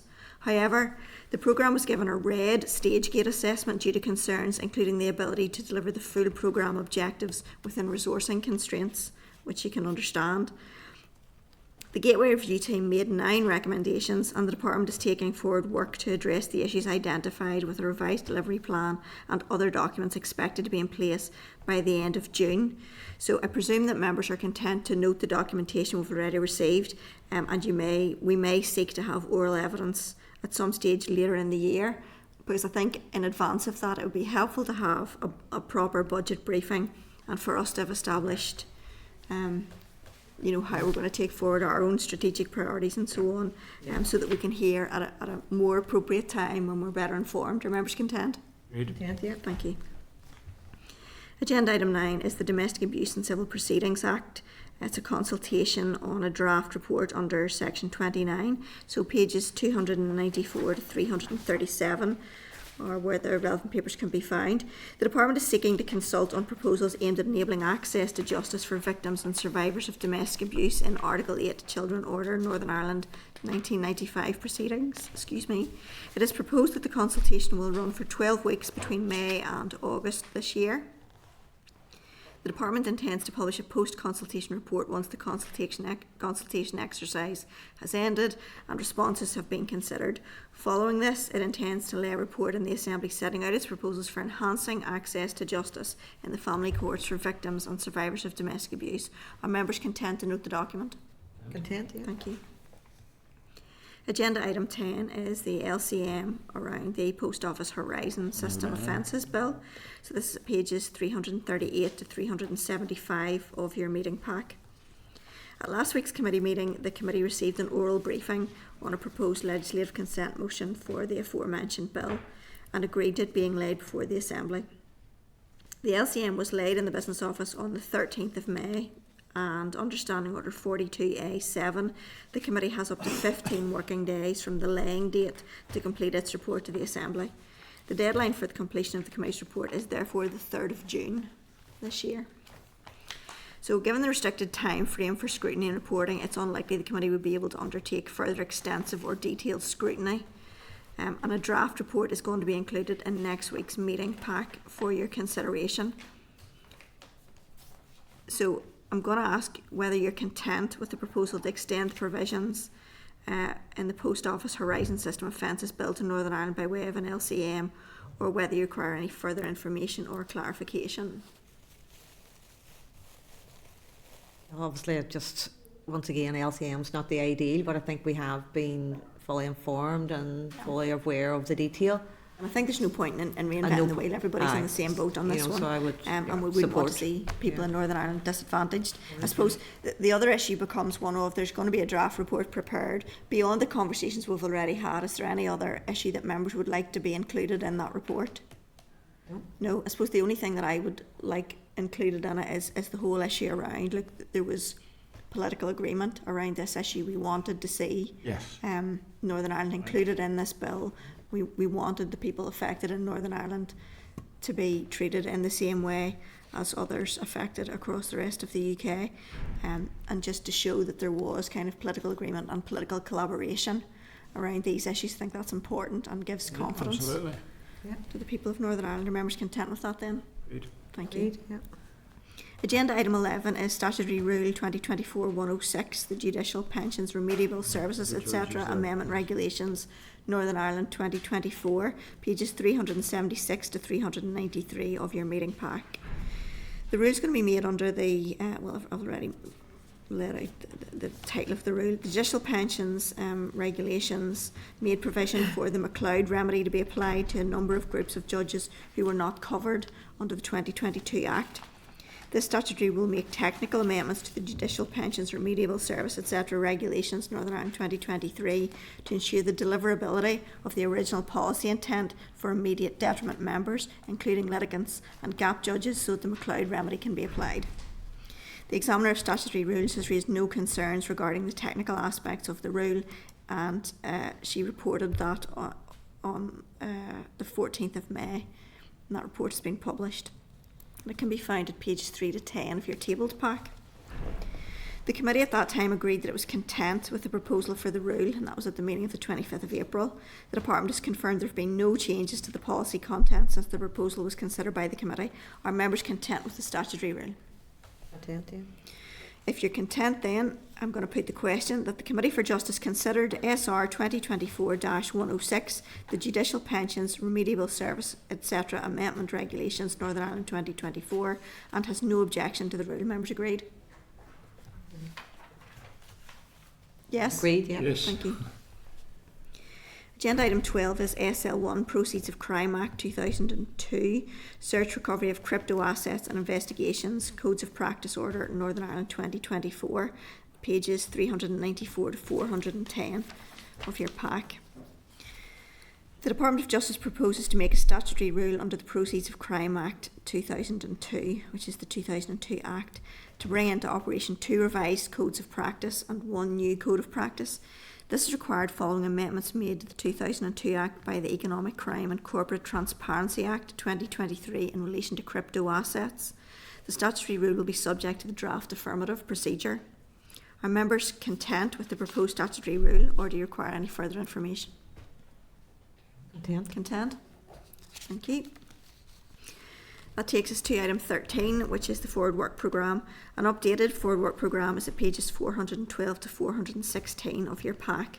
Are members content to note, or do you have any issues to raise? Note. Thank you. Agenda item 14 is correspondence. There's a correspondence memo and 7 items of correspondence at pages 417 to 436 of your meeting pack. I'm going to draw your attention to one of the items, and then you'll have an opportunity to comment on any other items of correspondence in which you have a particular interest. So if we could refer you to item 5, which is correspondence from the Committee for Finance, which is at pages 431 to 432 of the meeting pack, regarding scrutiny of the draft executive budget for year 24-25. I've been asked if we are content to note the item and forward to the Committee for Finance copies of the Hansard reports from the Committee for Justice's Budget Scrutiny Evidence Session of the 29th of February 2024 and its evidence session with the Minister of Justice on the 25th of April 2024. Are members content? Great. Thank you. Are there any other issues the Committee would wish to bring to the attention of the Committee for Finance as part of its scrutiny of the draft budget? I had a couple of things that had occurred to me. I suppose it's important for the Committee for Finance to know that we haven't had a detailed budget briefing yet from our department. So anything that we're saying is based around broad parameters. If members be content, I think we should also say that essentially then the justice budget is cut in real terms. I think that's accurate enough, isn't it? And we would be concerned over the impact on services and progress. Let me see, I'm trying to read my own writing. I need to get my glasses on. Particularly as the justice system is, which should be the last resort, is increasingly becoming the first resort for many services. And also noting that there's limited flexibility for the department in terms of what it can actually do to try to save money, and it has very little room for manoeuvre. So with those inclusions, I think we might also be able to send them, perhaps not my personal remarks, but the remarks that the committee, that I made on behalf of the committee in the course of the budget debate, although I think I reiterated some of those points in my personal capacity anyway. So are members content that we include that? I think it's difficult because we don't yet know. We don't actually know. Yes, and I think it's unusual for us to be in this position, but I think everybody in the committee has expressed concern about the implications of this budget for the justice system going forward and the people who find themselves in it. Is everybody content with that? Yep. Thank you. Members, if I could ask you to turn to your tabled pack now.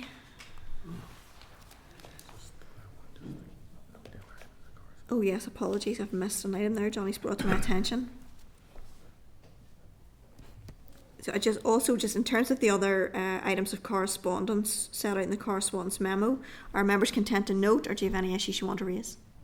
Note. Justin? A letter from the Chief Superintendent in relation to Crossing Glen Barracks. Obviously works haven't proceeded, but just to reference how he referred to me. Is it a Freudian slip, or is he trying to tell us something else? Has the Chief Superintendent got authority to make appointments to the judiciary, or what is the crack? What did he refer to you? Read it out to me. 428 in the pack. What page? 48, did you say? Yeah.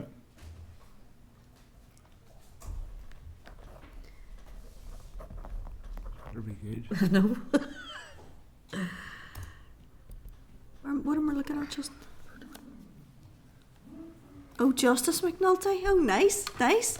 You headed the Supreme Court of the States, Justin. Very good. I like it a lot. Yes, I suspect there's a typo there. All right. Good spot. I read what I thought I was supposed to say as opposed to what was actually on the page. Good spot, sir. All right. Everybody, the table pack. So this is item 14 at pages 12 to 112. The Minister has written to the committee to advise that subject to the necessary approvals being provided, she hopes to be in a position to introduce the Justice Bill during week commencing 10th of June 2024.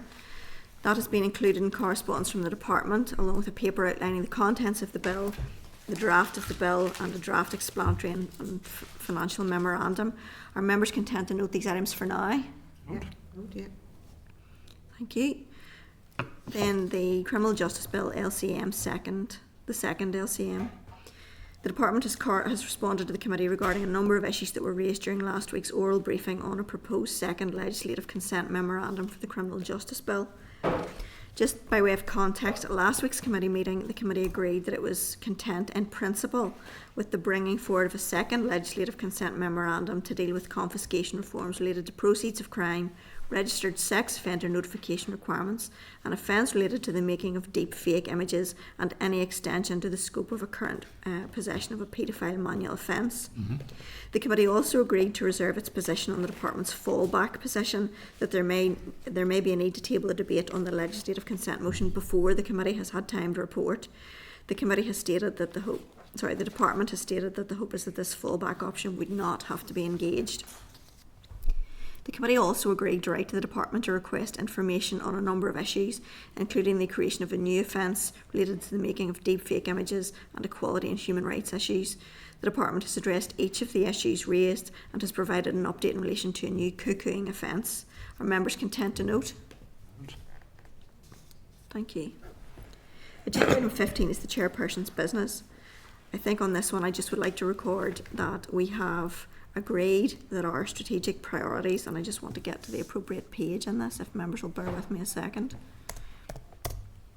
We have agreed that our strategic priorities, I think the primary legislation is taken as read that will naturally be a committee priority, but our work programme will include issues around mental health in the justice system and the extent to which the system is doing work that may be better suited to other sectors and linked to issues as the drive to care in the community and housing. I think we'll also take into account the issues that impact there on the prisons, the PSNI, probation, the impact of drugs on crime, those with learning difficulties in the criminal justice system. And I think that there are a number of factors there that we can take forward, and we've agreed that our initial steps will be to evidence gather and produce a raised report so that we've got the fundamental information, and then we can take forward various aspects of that, probably in bite-sized chunks. But there is no doubt that the situation around mental health and the impact that that's having in our criminal justice system, we even heard more of it today. It's got to be looked at. We have to have some understanding, and we need to ensure that people are in the right place receiving the right care, and increasingly often we're hearing that they're not, and people are sent to address circumstances where they're not adequately qualified and indeed could cause harm. So I think that will be a really useful, hopefully a really useful and informative piece of work that will maybe benefit a number of departments and not just our own. I also wanted to welcome back Morris. It was good to see Morris back with us in the committee. Do members have any other items of business they wish to raise? No? So the date, time, place of next meeting, so we're going to meet here again on Thursday the 23rd of May at 2 p.m. in this room, and the meeting is adjourned. Thank you, everybody. Committee Room 30, Sound.